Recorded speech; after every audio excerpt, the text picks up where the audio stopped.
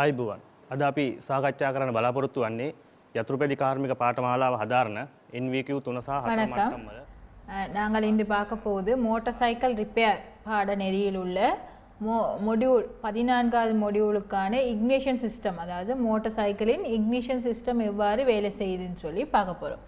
அப்போ இக்னிஷன் சிஸ்டம்னா என்ன? எங்களோட நோக்கம் வந்து இந்த பாடம் முடிவடைகிற நேரத்தில் உங்களுக்கு ஒரு அறிவு உண்டு. அதாவது இக்னிஷன் சிஸ்டம்னா என்ன, அந்த இக்னிஷன் சிஸ்டம் எப்படி என்ன மாதிரி வேலை செய்யுதுன்னு சொல்லி உங்களுக்கு ஒரு சின்ன அறிவு ஒன்று வந்திருக்கும் இந்த பாடம் முடிகிறது. அதாவது இக்னிஷன் சிஸ்டத்தில் உள்ள ஃபால்ட், அதாவது பிள்ளைகள் தவறுகள் எப்படி நாங்கள் நிவர்த்தி செய்கிறது, அதை எப்படி வேலை செய்யுது, என்ன மாதிரி அதுக்கு வேலை செய்யுதுன்னு சொல்லி பார்ப்போம். இப்போ நாங்கள் ஒரு இப்போ அதாவது இந்த நாங்கள் அந்த இக்னிஷன் சிஸ்டம் பாவிக்கிறோம் என்னத்துக்காக? அதாவது ஒரு இன்ஜினை நாங்கள் ஸ்டார்ட் பண்ணுறதுக்கு உள்ளமைப்பு, அதாவது இன்ஜின் அந்த பிஸ்டன் வேலை செய்கிற நேரத்தில் ஒரு பற்ற வைப்பு, அதாவது எரியக்கூடிய நிலை வரும். அந்த எரியக்கூடிய நிலைக்கு வந்து எங்களுக்கு நாங்கள் பெட்ரோலும் கொடுப்போம், எங்களை வாயும் சேர்ந்து வர்ற நேரத்தில் எந்த மாதிரி அந்த வேலை செய்யுது, அதாவது அந்த பிஸ்டன் வேலை செய்கிற முறைகள் தான் இந்த இக்னிஷன் சிஸ்டம். அதாவது மோட்டர் பைக் இன்ஜினை ஸ்டார்ட் பண்ணுறதுக்கு எந்த அளவுக்கு எங்களுக்கு இந்த இக்னிஷன் சிஸ்டம் வந்து உதவி செய்துன்னு தான் பார்க்க போகிறோம்.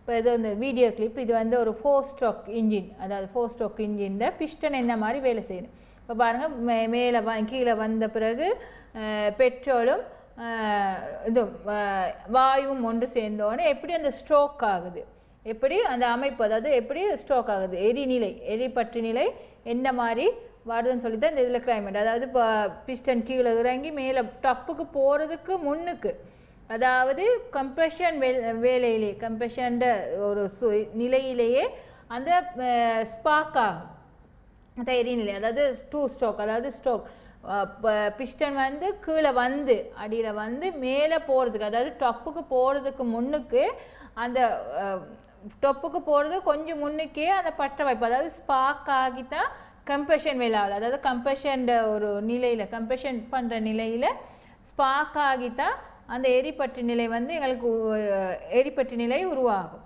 அதை இப்போ இது தான் இந்த கம்ப்ரெஷன், அதாவது ஸ்ட்ரோக். நாங்கள் இன்றைக்கி இந்த இக்னிஷனை பற்றி படிக்கிற நேரத்தில் இந்த இக்னிஷன்னா என்ன மாதிரி எங்களுக்கு வேலை செய்யுதுன்னு சொல்லி தான் இப்போ நாங்கள் பார்க்க போகிறோம். இதில் ஒரு வீடியோ ஒன்று பாருங்கள். இந்த ஸ்ட்ரோக், அதாவது 3 ஸ்ட்ரோக் 4 ஸ்ட்ரோக், அதாவது எப்படி எந்த மாதிரிக்கு இந்த தள்ளி, அதாவது ஆக்சிஜன் இதை சக்ஷன் பண்ணி வர நேரத்தில் என்ன மாதிரி வேலை செய்யுதுன்ட்டு. இப்போ இக்னிஷன் வந்து 2 வகைப்படும். ஒன்று வந்து செல்ஃப் இக்னிஷன், இன்னொன்று வந்து ஸ்பார்க் இக்னிஷன் சொல்லி 2 வகைப்படும். அதாவது நாங்கள் பாவிக்கிற முறைகளை பொறுத்து எங்களுக்கு தெரியும். செல்ஃப் இக்னிஷன் என்னென்னா செல்ஃப் இக்னிஷன், அடுத்து வந்து ஸ்பார்க் இக்னிஷன். இப்போ செல்ஃப் இக்னிஷன் சொல்கிற நேரத்தில், அதாவது பொதுவாக செல்ஃப் இக்னிஷன் அதாவது சுயமாகவே எரிவாயு பற்று நிலையை உருவாக்குறது தான் இந்த செல்ஃப் இக்னிஷன் சொல்கிறது. ஸ்பார்க்குன்னு சொல்கிற நேரம் அதுக்கு நாங்கள் உபகரணங்கள் பயன்படுத்தி அந்த எரிபற்று நிலையை உருவாக்குறது தான் ஸ்பார்க் பண்ணுறதுன்னு சொல்லுவோம். இப்போ செல்ஃப் இக்னிஷன் சொல்கிற நேரத்தில் பொதுவாக டீசல் வாகனங்களில் பயன்படுத்தப்படும். டீசல் வெப்பநிலை வந்து ரொம்ப குறைவுனால அந்த குறிப்பிட்ட அது வேலை செய்கிற நேரத்தில் குறிப்பிட்ட வெப்பநிலைக்கு வந்த பிறகு, அதாவது உதாரணத்துக்கு 350°C 600°C வர்ற நேரத்தில் அது சுயாதீனமாக என்ன செய்யும், அது எரிபற்று நிலையை உருவாக்கும். இதுதான் இந்த டீசலுக்கு உள்ள வித்தியாசம். பெட்ரோல் அப்படி இல்லை. பெட்ரோலுக்கு வந்து வெப்பநிலை கூட, வெப்பநிலை அதாவது அதில் கொதிநிலை கூட. அந்த கொதிநிலை கூடுற நேரத்தில் அது கூடிய அளவுக்கு அதுக்கு தேவை செல்ஃப் இக்னிஷன் பண்ணுறதுக்கு. அதனால தான் அந்த பெட்ரோல் வாகனத்தில் நாங்கள் ஸ்பார்க் இக்னிஷன் சொல்லி ஒரு உபகரணம், அதாவது ஸ்பார்க் மூலியமாக நாங்கள் இக்னிஷன் ஸ்டார்ட் பண்ண பயன்படுத்துகிறோம் அந்த இதுக்கு. இப்போ இது உங்களுக்கு விளங்கியிருக்கும். செல்ஃப் இக்னிஷன்னா என்ன, ஸ்பார்க் இக்னிஷன்னா என்ன, இதுக்குள்ளே 2 இதுக்கும் உள்ள வித்தியாசம். இப்போ நான் உங்களுக்கு படித்து கொடுப்பேன். இந்த ஸ்பார்க்னா என்ன, இதுனா என்னன்னு, இக்னிஷன்னா என்ன, செல்ஃப் இக்னிஷன்னா என்ன, செல்ஃப்னா உங்களுக்கு நார்மலாக தெரியும் சுயாதீனமாக வேலை செய்கிறதுன்ட்டுன்னு. அடுத்து ஸ்பார்க் இக்னிஷன்னா என்ன. இந்த ஸ்பார்க் இக்னிஷன்லேயும் 2 வகைகள் இருக்குது. ஸ்பார்க் இக்னிஷன்லேயும் 2 வகைகள் இருக்குது. ஒன்று வந்து பேட்டரி இக்னிஷன், மற்றது வந்து மேக்னட்டோ இக்னிஷன் சொல்லி 2 வகைகள் இருக்குது. பேட்டரின்னு சொல்கிற நேரத்தில் பொதுவாக பேட்டரி யூஸ் பண்ணுவோம். பேட்டரி ஒன்று இருக்கும், ஸ்பார்க் பிளக் ஒன்று இருக்கும், இக்னிஷன் கோயில் சுவிட்ச், அதாவது கோயில் ஒன்று இருக்கும், மற்றது கண்டென்சர் ஒன்று இருக்கும். மேக்னட்டோன்னு சொல்கிற நேரத்தில் கோயில் மட்டும் இருக்கும். அப்போ மேக்னெட்டை சுற்றி வர வைண்டிங் கோயில் இருக்கும். அதில் வந்து நாங்கள் பவர், அதாவது காந்த சக்தி மூலியமாக அந்த இக்னிஷன், அதாவது ஸ்பார்க் பண்ணுறதுக்கு உதவி செய்கிறது தான் இந்த மேக்னெட்டோ இக்னிஷன் சொல்லி சொல்கிறது. இப்போ முதல்ல நாங்கள் பேட்டரி இக்னிஷனை பார்த்துட்டு அடுத்து மேக்னெட்டோ இக்னிஷனை பற்றி கொஞ்சம் பார்ப்போம். நாங்கள் இன்றைக்கி முதல்ல இப்போ பேட்ரி இக்னிஷன்னா என்ன, மேக்னெட்டோ இக்னிஷன்னா என்ன, எப்படி இப்போ பேட்ரி இக்னிஷன் சொல்லி சொல்கிற நேரத்தில் இவ்வளோ இது உபகரணங்கள் இருக்குது. அந்த ஒவ்வொரு உபகரணங்களும் என்ன மாதிரி வேலை செய்யுது, எந்த மாதிரி இந்த இக்னிஷன் பண்ணுறதுக்கு வேலை செய்யுது. இப்போ மேக்னெட்டோன்னா வெறும் கோயில் மட்டும்தான் இருக்குது. அதாவது கோயிலுக்கு காந்த சக்தியை கொடுத்தோன்னு, நாங்கள் சப்ளை கொடுத்து பேட்ரி சப்ளையை கொடுத்தோன்னே அந்த காந்த சக்தி மூலமே ஸ்பார்க் ஆகும், ஆட்டோவாக ஸ்பார்க் ஆக எங்களுக்கு உதவி செய்யும். இப்போ நாங்கள் பேட்ரி இக்னிஷனில் அப்படி இல்லை, பேட்டரியில் கோயில் மூலியமாக எங்களோட பவர், அதாவது கரண்ட் வோல்டேஜ் வந்து குறிப்பிட்ட வோல்டேஜ் வந்து நார்மலாக பேட்டரிக்கு வந்து 12 வோல்ட் 6 வோல்ட் தான் இருக்கும். அந்த வோல்டேஜே கூடுதலான ஒரு பெரிய அமௌண்ட் வோல்டேஜுக்கு எங்களுக்கு வேணும் பைக் அந்த ஸ்பார்க் பண்ணுறதுக்கு. அதை உருவாக்குறது தான் இந்த பேட்டரி இக்னிஷன் சிஸ்டம். இந்த பேட்டரி இக்னிஷன் சிஸ்டத்தில் பாருங்கள் இருக்குது, ஸ்பார்க் ஃப்ளக் இருக்குது, அடுத்து வந்து ஒரு இக்னிஷன் சுவிட்ச் ஒன்று இருக்குது. ஃபியூஸ் மூலியமாக தான் நாங்கள் பேட்டரியோட சப்ளை கொடுக்குறோம். அதாவது ஸ்பார்க் ப்ளக்கில் வந்து இக்னிஷன் சுவிட்ச். மெயினாக வந்து இக்னிஷன் வயர் சொல்லியிருக்குது, இக்னிஷன் வயர்னு சொல்லி, அதாவது ஹை டென்ஷன் வயர்னு சொல்லி சொல்லுவோம். அதே இக்னிஷன் கோயிலுக்கு போயிட்டு இக்னிஷன் கோயிலேருந்து திருப்பி கெப்பாசிட்டருக்கு போகணும். அந்த வயர் ஹை டென்ஷன் வயர் இருக்குது. இக்னிஷன் கோயில்னா என்ன, இக்னிஷன் கோயிலில் எப்படி நாங்கள் பவரை கூட்டி, அதாவது எங்களுக்கு வர 12 வோல்ட் கரண்ட்டை எந்த அளவுக்கு நாங்கள் ஸ்பார்க் பண்ணுறதுக்கு, எந்த அளவுக்கு கரண்ட்டை நாங்கள் ஸ்பார்க் பண்ண, பொதுவாக 18,000 வோல்டேஜ்லேருந்து 20,000 வோல்டேஜ் மட்டும் தேவை எங்களுக்கு ஸ்பார்க் பண்ணுறதுக்கு, அதாவது இக்னிஷன் பண்ணதுக்கு, ஸ்பார்க் பண்ணுறதுக்கு. அந்த ஸ்பார்க் பண்ணுறதுக்கு எப்படி எங்களுக்கு வோல்டேஜை கொடுக்குறதுக்கு இந்த மெயின் பார்ட்ஸ் தான் இந்த இக்னிஷன் கோயில்னு சொல்லி சொல்கிறது.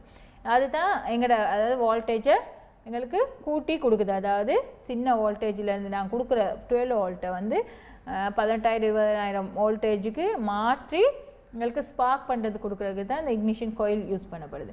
அடுத்து வந்து இது அடுத்து கண்டென்சர் இந்த மாதிரி எதுக்காக பயன்படுத்தப்படுதுன்னு சொல்லி ஒவ்வொரு பார்ட்ஸையும் நாங்கள் விரிவாக பயன்படுத்துவோம். என்னென்ன இதில் இருக்குது, இந்த இக்னிஷன் சிஸ்டத்தில் என்னென்ன இருக்குது, என்னென்ன மாதிரி ஒவ்வொரு உபகரணங்களும் எந்த மாதிரிக்கு நாங்கள் பயன்படுத்தப்படுதுன்னு பார்ப்போம். இதில் உள்ள இப்போ அந்த பேட்டரி இக்னிஷன் சிஸ்டம் சொல்லி சொல்கிற நேரத்தில் மெயினாக அந்த கண்டென்சர் மெயின். அடுத்தது வந்து அட்வான்ஸ் சொல்லி ஒரு ஒன்று இருக்குது. அதாவது எப்படி இக்னிஷன் எந்த மாதிரி இந்த பேட்டரியிலேருந்து கோயிலை கொடுத்தாலும் எந்த மாதிரி அந்த சிபி பாயிண்ட் எப்படி வேலை செய்யுதுன்னு சொல்லி பார்ப்போம். இப்போ அதில் மெயின் சிஸ்டம், மெயின் ஐட்டம்ஸ், அதாவது பேட்டரி இக்னிஷனோட மெயின் ஐட்டம் ஸ்பார்க் ப்ளக் இருக்குது. அடுத்தது high tension wire, high tension coil, contact break point, அதாவது சிபி பாயிண்ட்னு சொல்லி சொல்லுவோம். அடுத்து கண்டென்சர், இக்னிஷன் சுவிட்ச், அடுத்து ஃபியூஸ் இருக்குது, பேட்டரி இருக்குது, அட்வான்ஸர்னு சொல்லி இருக்குது. இப்போ இதையும் ஒவ்வொன்றா நாங்கள் பார்ப்போம். முதலாவது வந்து ஸ்பார்க் ப்ளக். ஸ்பார்க் ப்ளக்னால் உங்களுக்கு பொதுவாக தெரிஞ்சிருக்கும். ஸ்பார்க் ப்ளக் வந்து பாதி, அதாவது பின் பாதி என்ன நடந்திருக்கும், இன்ஜினில் உள்ளுக்கால தான் பூட்டியிருப்பாங்க, இணைக்கப்பட்டிருக்கும். பின்னுக்கு மற்றது முன்துண்டுகள் வந்து வெளியே நீட்டிக்கிட்டு இருக்கும் இன்ஜினில். உங்களுக்கு தெரியும் ஸ்பார்க் ப்ளக் என்ன மாதிரி செஞ்சுருக்காங்கன்ட்டுன்னு.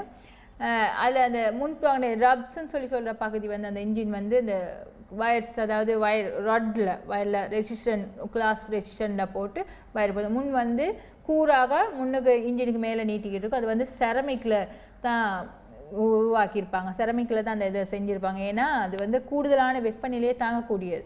அது மற்ற உலோகத்தை செஞ்சு விரைவாக என்ன செய்யும், உருகும்.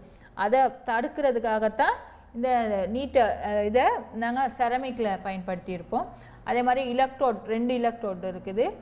சென்டர் எலக்ட்ரோட் அண்ட் காப்பர் கோரில், அதாவது காப்பரில் செஞ்ச எலக்ட்ரோட், சென்டர் எலக்ட்ரோட், அதாவது மத்திய எலக்ட்ரோடும், அடுத்தது கிரவுண்ட் பண்ணுறது, அதாவது ஹர்ட் பண்ணுற எலக்ட்ரோடு இருக்குது.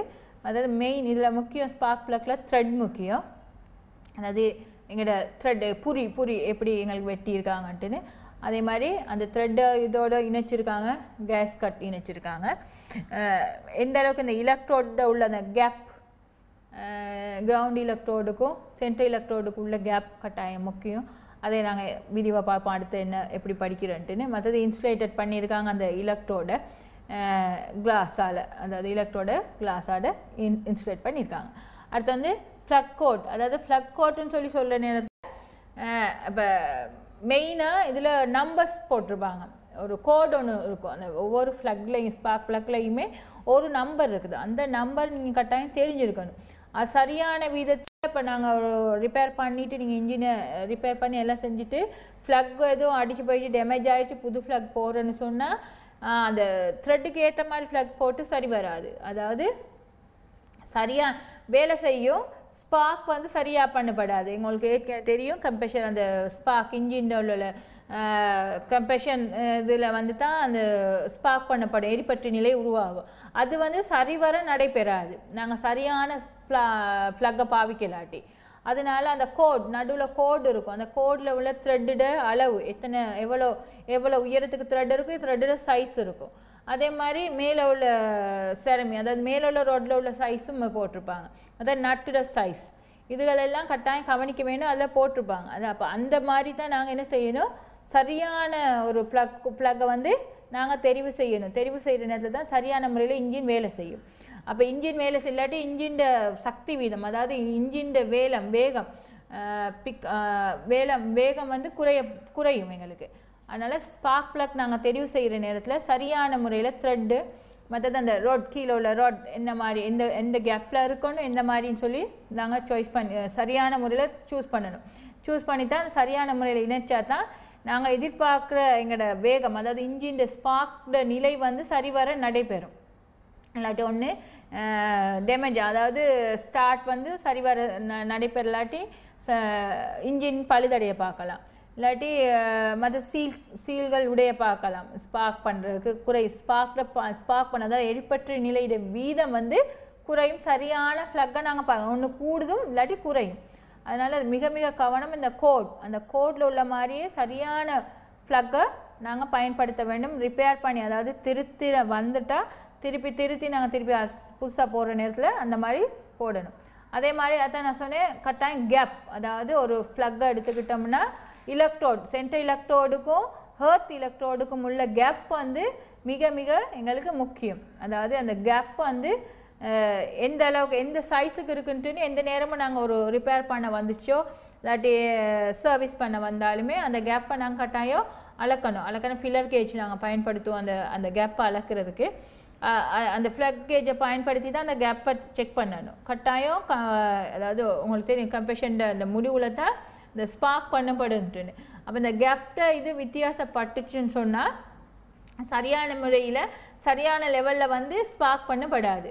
அதனால் இந்த கேப் வந்து மிக மிக முக்கியம். இந்த கேப் வந்து பிளகேஜ் அதாவது பொதுவாக நாங்கள் மெனுவலில் இருக்கோம் அந்த மாதிரி தான் பார்க்கணும்.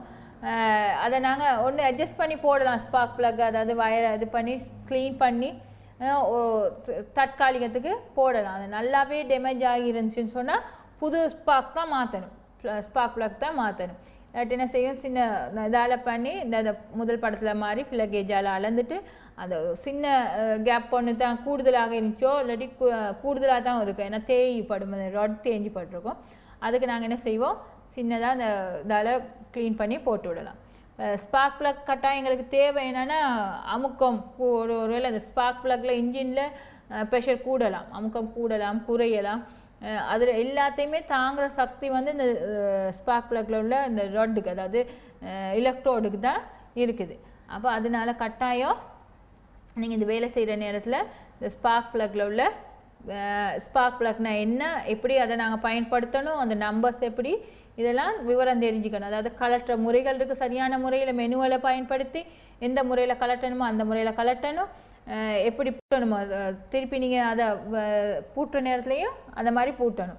அந்த ரோட்டை க்ளீன் பண்ணுற நேரத்தில் மிக கவனமாக ரோட்டை க்ளீன் பண்ணி தான் நீங்கள் திருப்பி சர்வீஸ் பண்ண வந்துச்சுன்னு சொன்னால் திருப்பி சரியான முறையில் அதை ரோட்டை க்ளீன் பண்ணிட்டு தான் அதில் போடணும். இப்போ பொதுவாக இந்த ப்ளக்குன்னு சொல்கிற நேரம் நீங்கள் இன்ஜின் டியூனப் பண்ணுற நேரத்தில் கட்டாயம் அந்த ப்ளக்கை கழட்டிங்க பார்க்கணும்.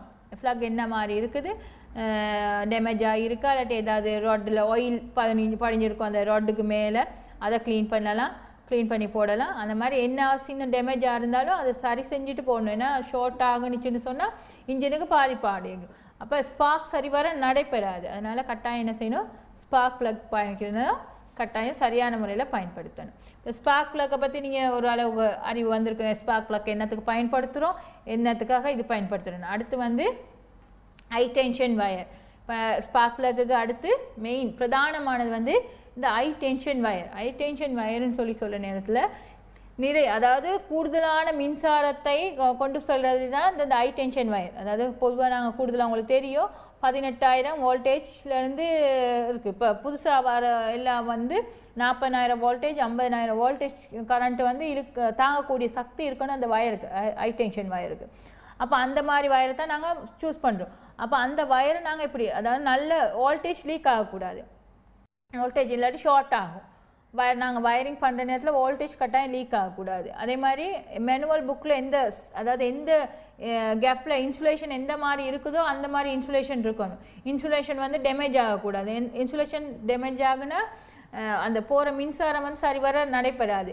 அதோட கரண்ட் அதாவது மின்னோட்டமும் சரிவர நடைபெறாது, தடை ஏற்படும். அதாவது கண்டினியூட்டி எந்த நேரமும் நாங்கள் செக் பண்ணுறோம், ரிப்பேர் பண்ணுறது எந்த நேரத்துலையும் அந்த நாங்கள் ஹை டென்ஷன் வயருக்குள்ளே கன்வினிட்டி செக் பண்ணி ஆகணும் கட்டாயம். அப்போ தான் எங்களுக்கு தெரியும் இந்த வயரோட டென்ஷன் வந்து ஹை டென்ஷன் இருக்கணும் எந்த நேரமும். அப்போ சரியான வேலையில் இல்லாட்டி ஸ்பார்க் பண்ணுற வீதம், அதாவது ஸ்பார்க் பண்ணுற வீதம் வந்து ஷார்ட் ஆக பார்க்குற நேரத்தில் சரியான முறையில் எங்களுக்கு ஸ்பார்க் ஆகலாட்டி இன்ஜின் வேலை, அதாவது இன்ஜின் வேலை சரிவர நடைபெறாது. அப்போ எங்களோட வாகனம் வந்து சரிவர ஓடாது. அது இந்த ஹை டென்ஷன் வயர் வந்து மிக மிக முக்கியம் எங்களோட அந்த இக்னிஷன் சிஸ்டத்தில். அதாவது அந்த ஹை டென்ஷன் வயரால் தான் எங்களோட வோல்டேஜ் என்ன செய்யுது, பேட்டரியிலேருந்து வர கரண்ட்டை இது பண்ணி திருப்பி ஸ்பார்க் பண்ணுறதுக்கு கொடுக்குற நேரத்தில் கோயில் மூலியமாக கோயிலேருந்து நேரடியாக ஸ்பார்க் பிளக்குக்கு சம்மந்தப்படுத்துறது இந்த ஹை டென்ஷன் வயர்.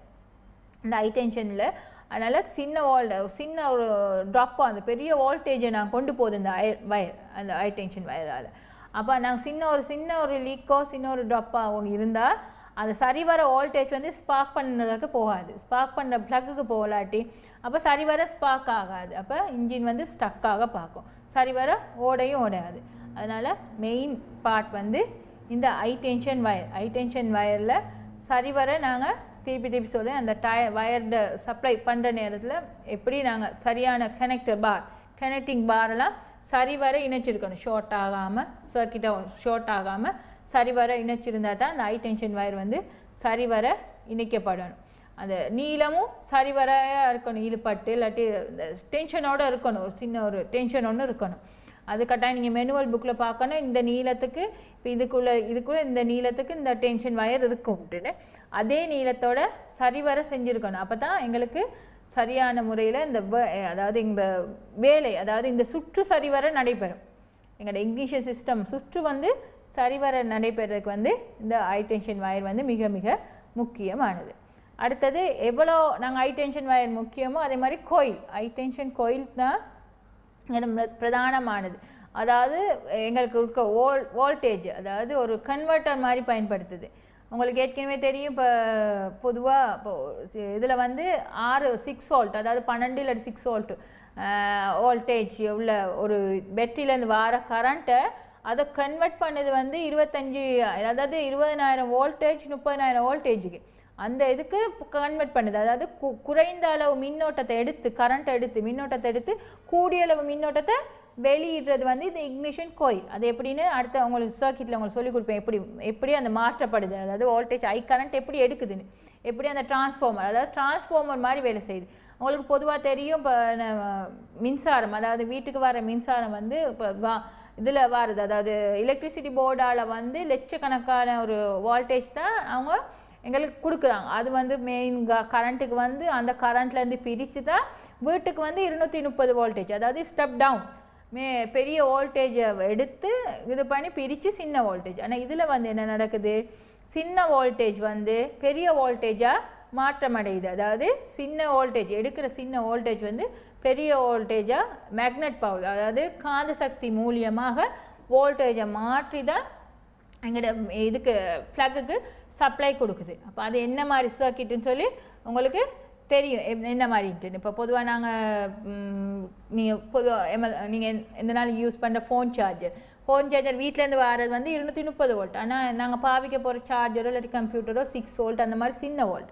அப்போ என்ன நடக்கும், அந்த சார்ஜர் தான் என்ன செய்யுது, வோல்டேஜை குறைச்சி எங்களுக்கு சார்ஜ் பண்ண கொடுக்குது, அதாவது எங்களோட ஃபோனை சார்ஜ் பண்ண கொடுக்குது. அந்த மாதிரி தான் இது வந்து குறைஞ்ச வோல்டேஜ் வந்து கூடிய வோல்டேஜ், அதாவது கூடிய வோல்டேஜுக்கு ட்ரான்ஸ்ஃபர் பண்ணுது.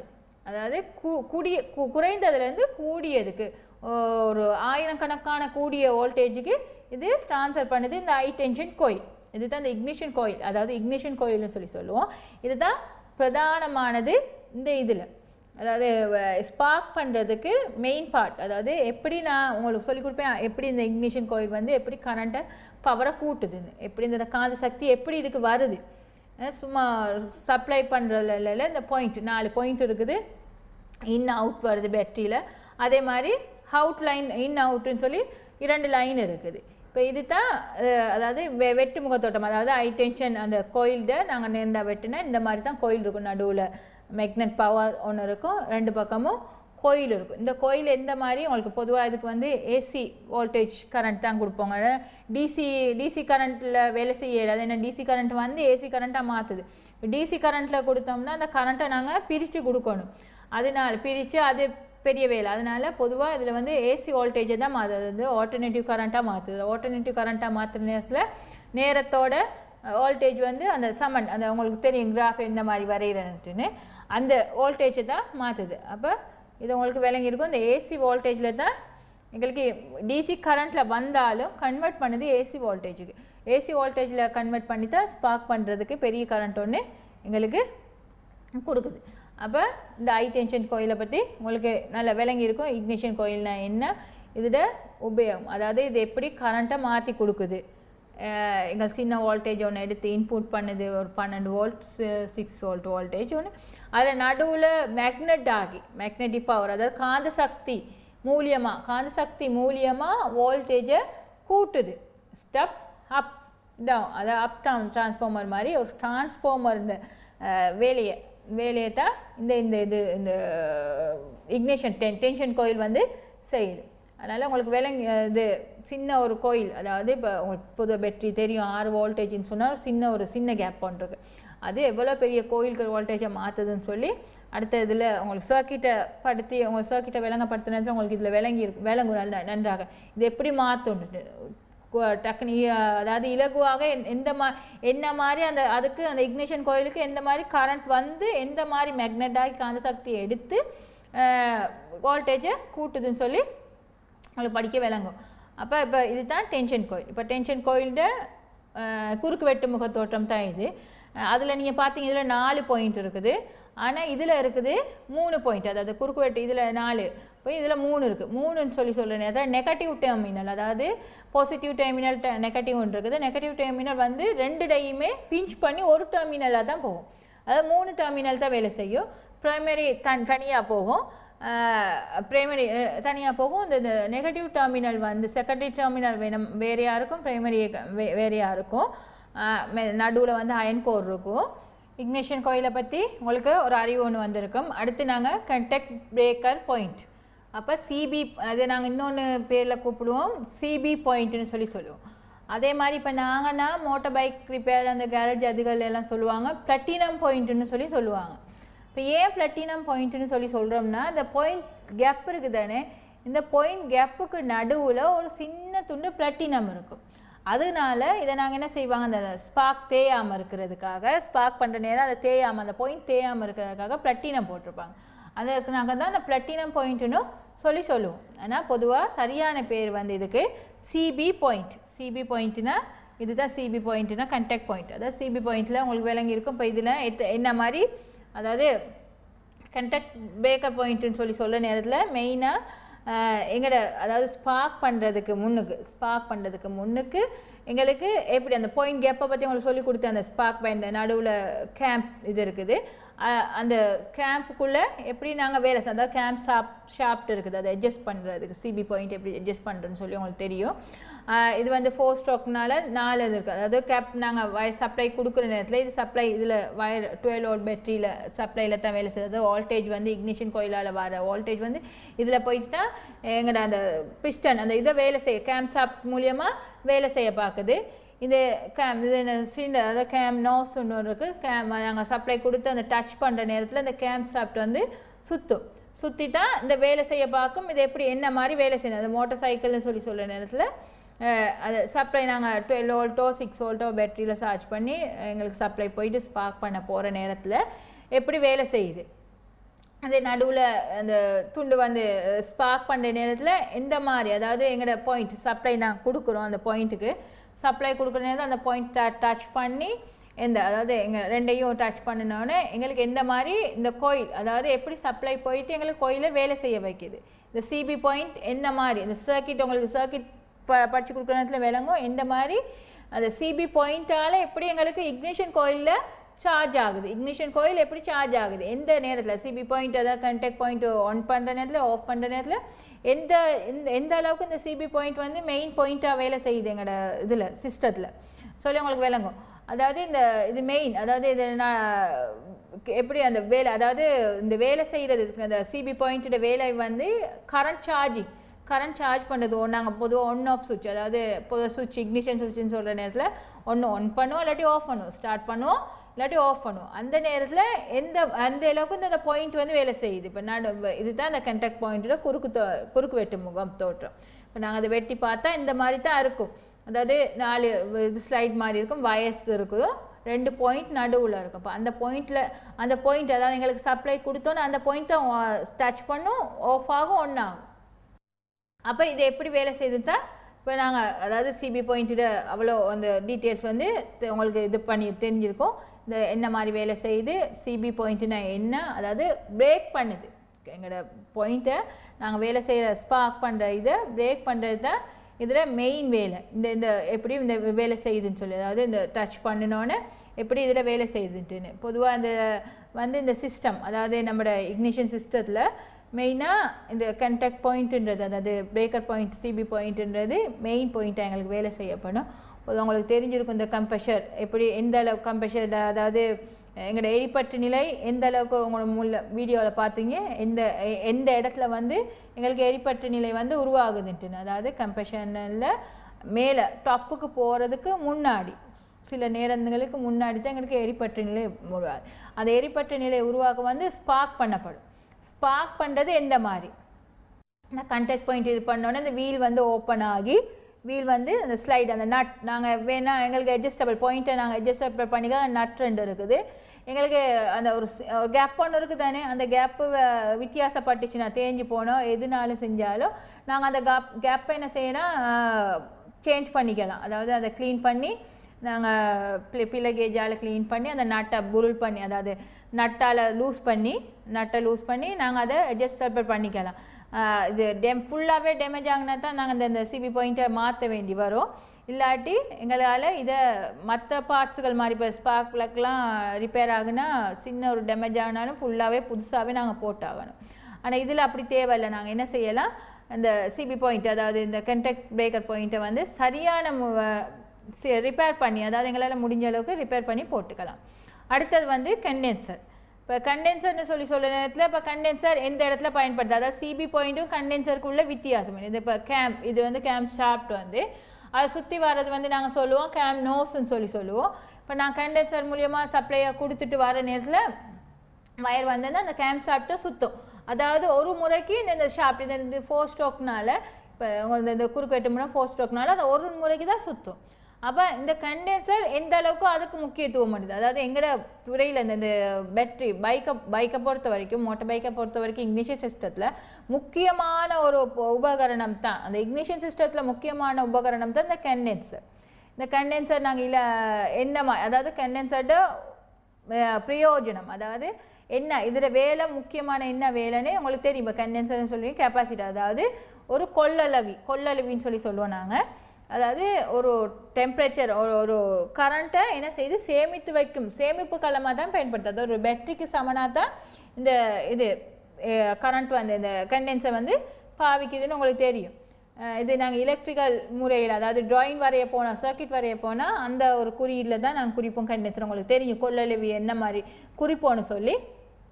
இப்போ இது தான் அதாவது ஒரு டெர்மினல் ஒன்று இருக்குது, அந்த டெர்மினல் என்ன மாதிரி வேலை செய்யுதுன்னு சொல்லி இப்போ பார்ப்போம். இப்போ இதுதான் சர்க்கிட், அதாவது சிபி பாயிண்ட் க்ளோஸாக இருக்கிற நேரம் என்ன மாதிரி நான் உங்களுக்கு சொன்னேன். சிபி பாயிண்ட்டோட பிரதான காரணம் என்னாட்டுது, இந்த ப்ளஸ் வந்து பேட்டரியோட ப்ளஸ் வந்து இக்னிஷன் சுவிட்ச் மூலியமாக என்ன செய்யுது, இக்னிஷன் கோயிலுக்கு வந்து சப்ளை வருது ப்ளஸ், அதாவது ஆனால் இக்னிஷன் சுவிட்ச் மூலியமாக இக்னிஷன் கோயில் வருது. மற்றது மைனஸ் வந்து ஹர்த் ஆகுது, அங்கே மைனஸ் வந்து ஹர்த் ஆகி அந்த ஹர்த் மூலியமாக சிபி பாயிண்டால், அதாவது சிபி கண்டக்ட் பிரேக்கர் பாயிண்டால் மைனஸ் தான் என்ன செய்யுது, அந்த கோயிலுக்கு சப்ளை போகுது.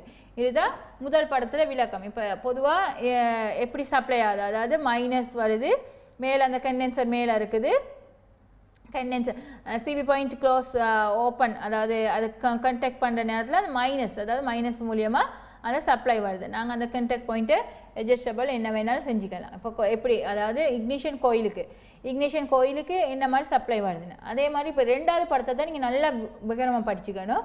இப்போ இதே வந்து அது வந்து க்ளோஸாக இருக்குது, அதாவது மூடி க்ளோஸாக இருக்குது, இது வந்து ஓப்பன் ஆகிருச்சு.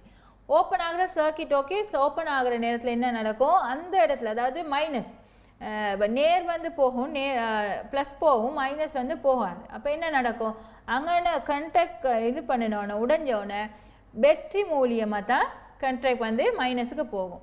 பொதுவாக உங்களுக்கு தெரியும் கண்டென்சர் கொள்ளளவின்னு சொல்லுவாங்க. குறிப்பிட்ட அளவு கரண்ட்டை, பெரிய அளவு கரண்ட் சேமிக்க இயலாது. குறிப்பிட்ட அளவு கரண்ட்டை சேமித்து அதை என்ன செய்யும், டிஸ்சார்ஜ் பண்ணும். எந்த அளவுக்கு சார்ஜ் பண்ணுமோ அதே அளவுக்கு என்ன செய்யும், அது டிஸ்சார்ஜ் பண்ணும்.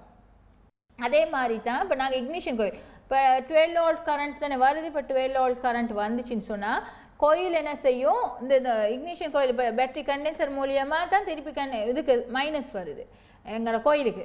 அப்போ என்ன செய்யும், எங்களோட 12 வோல்ட் வந்து இதில் வரும். இப்போ கோயிலில், இந்த இக்னிஷன் கோயிலில் ஒரு மெயின் பிரதானமானது வந்து சுயாதீனமாக இன்டெக்ஷன் பண்ணும், அதாவது சுயாதீனமாக சார்ஜ் ஆகப்படும். இப்போ 12 வோல்ட் கரண்ட் தான் எங்களுக்கு பேட்டரி மூலியமாக அந்த இக்னிஷன் கோயிலுக்கு வரும்.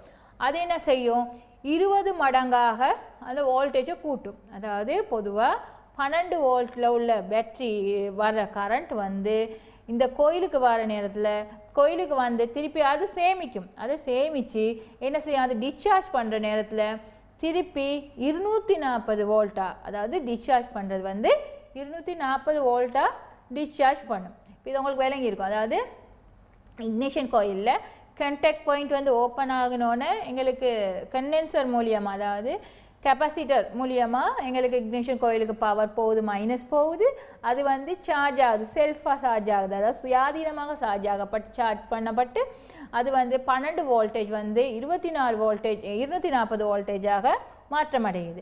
திருப்பி அந்த 240 வோல்டேஜ் வந்து திருப்பி வேலை செய்யும், கண்டென்சர் மூலியமாக திருப்பி வோல்டேஜ் போகும். திருப்பி இந்த கண்டென்சரில் என்ன நடக்கும், கண்டென்சர் எந்த அளவுக்கு 240 வோல்டேஜ் எடுத்து திருப்பி என்ன செய்யும், அது டிஸ்சார்ஜ் ஆகி திருப்பி கோயிலுக்கு அனுப்பும்.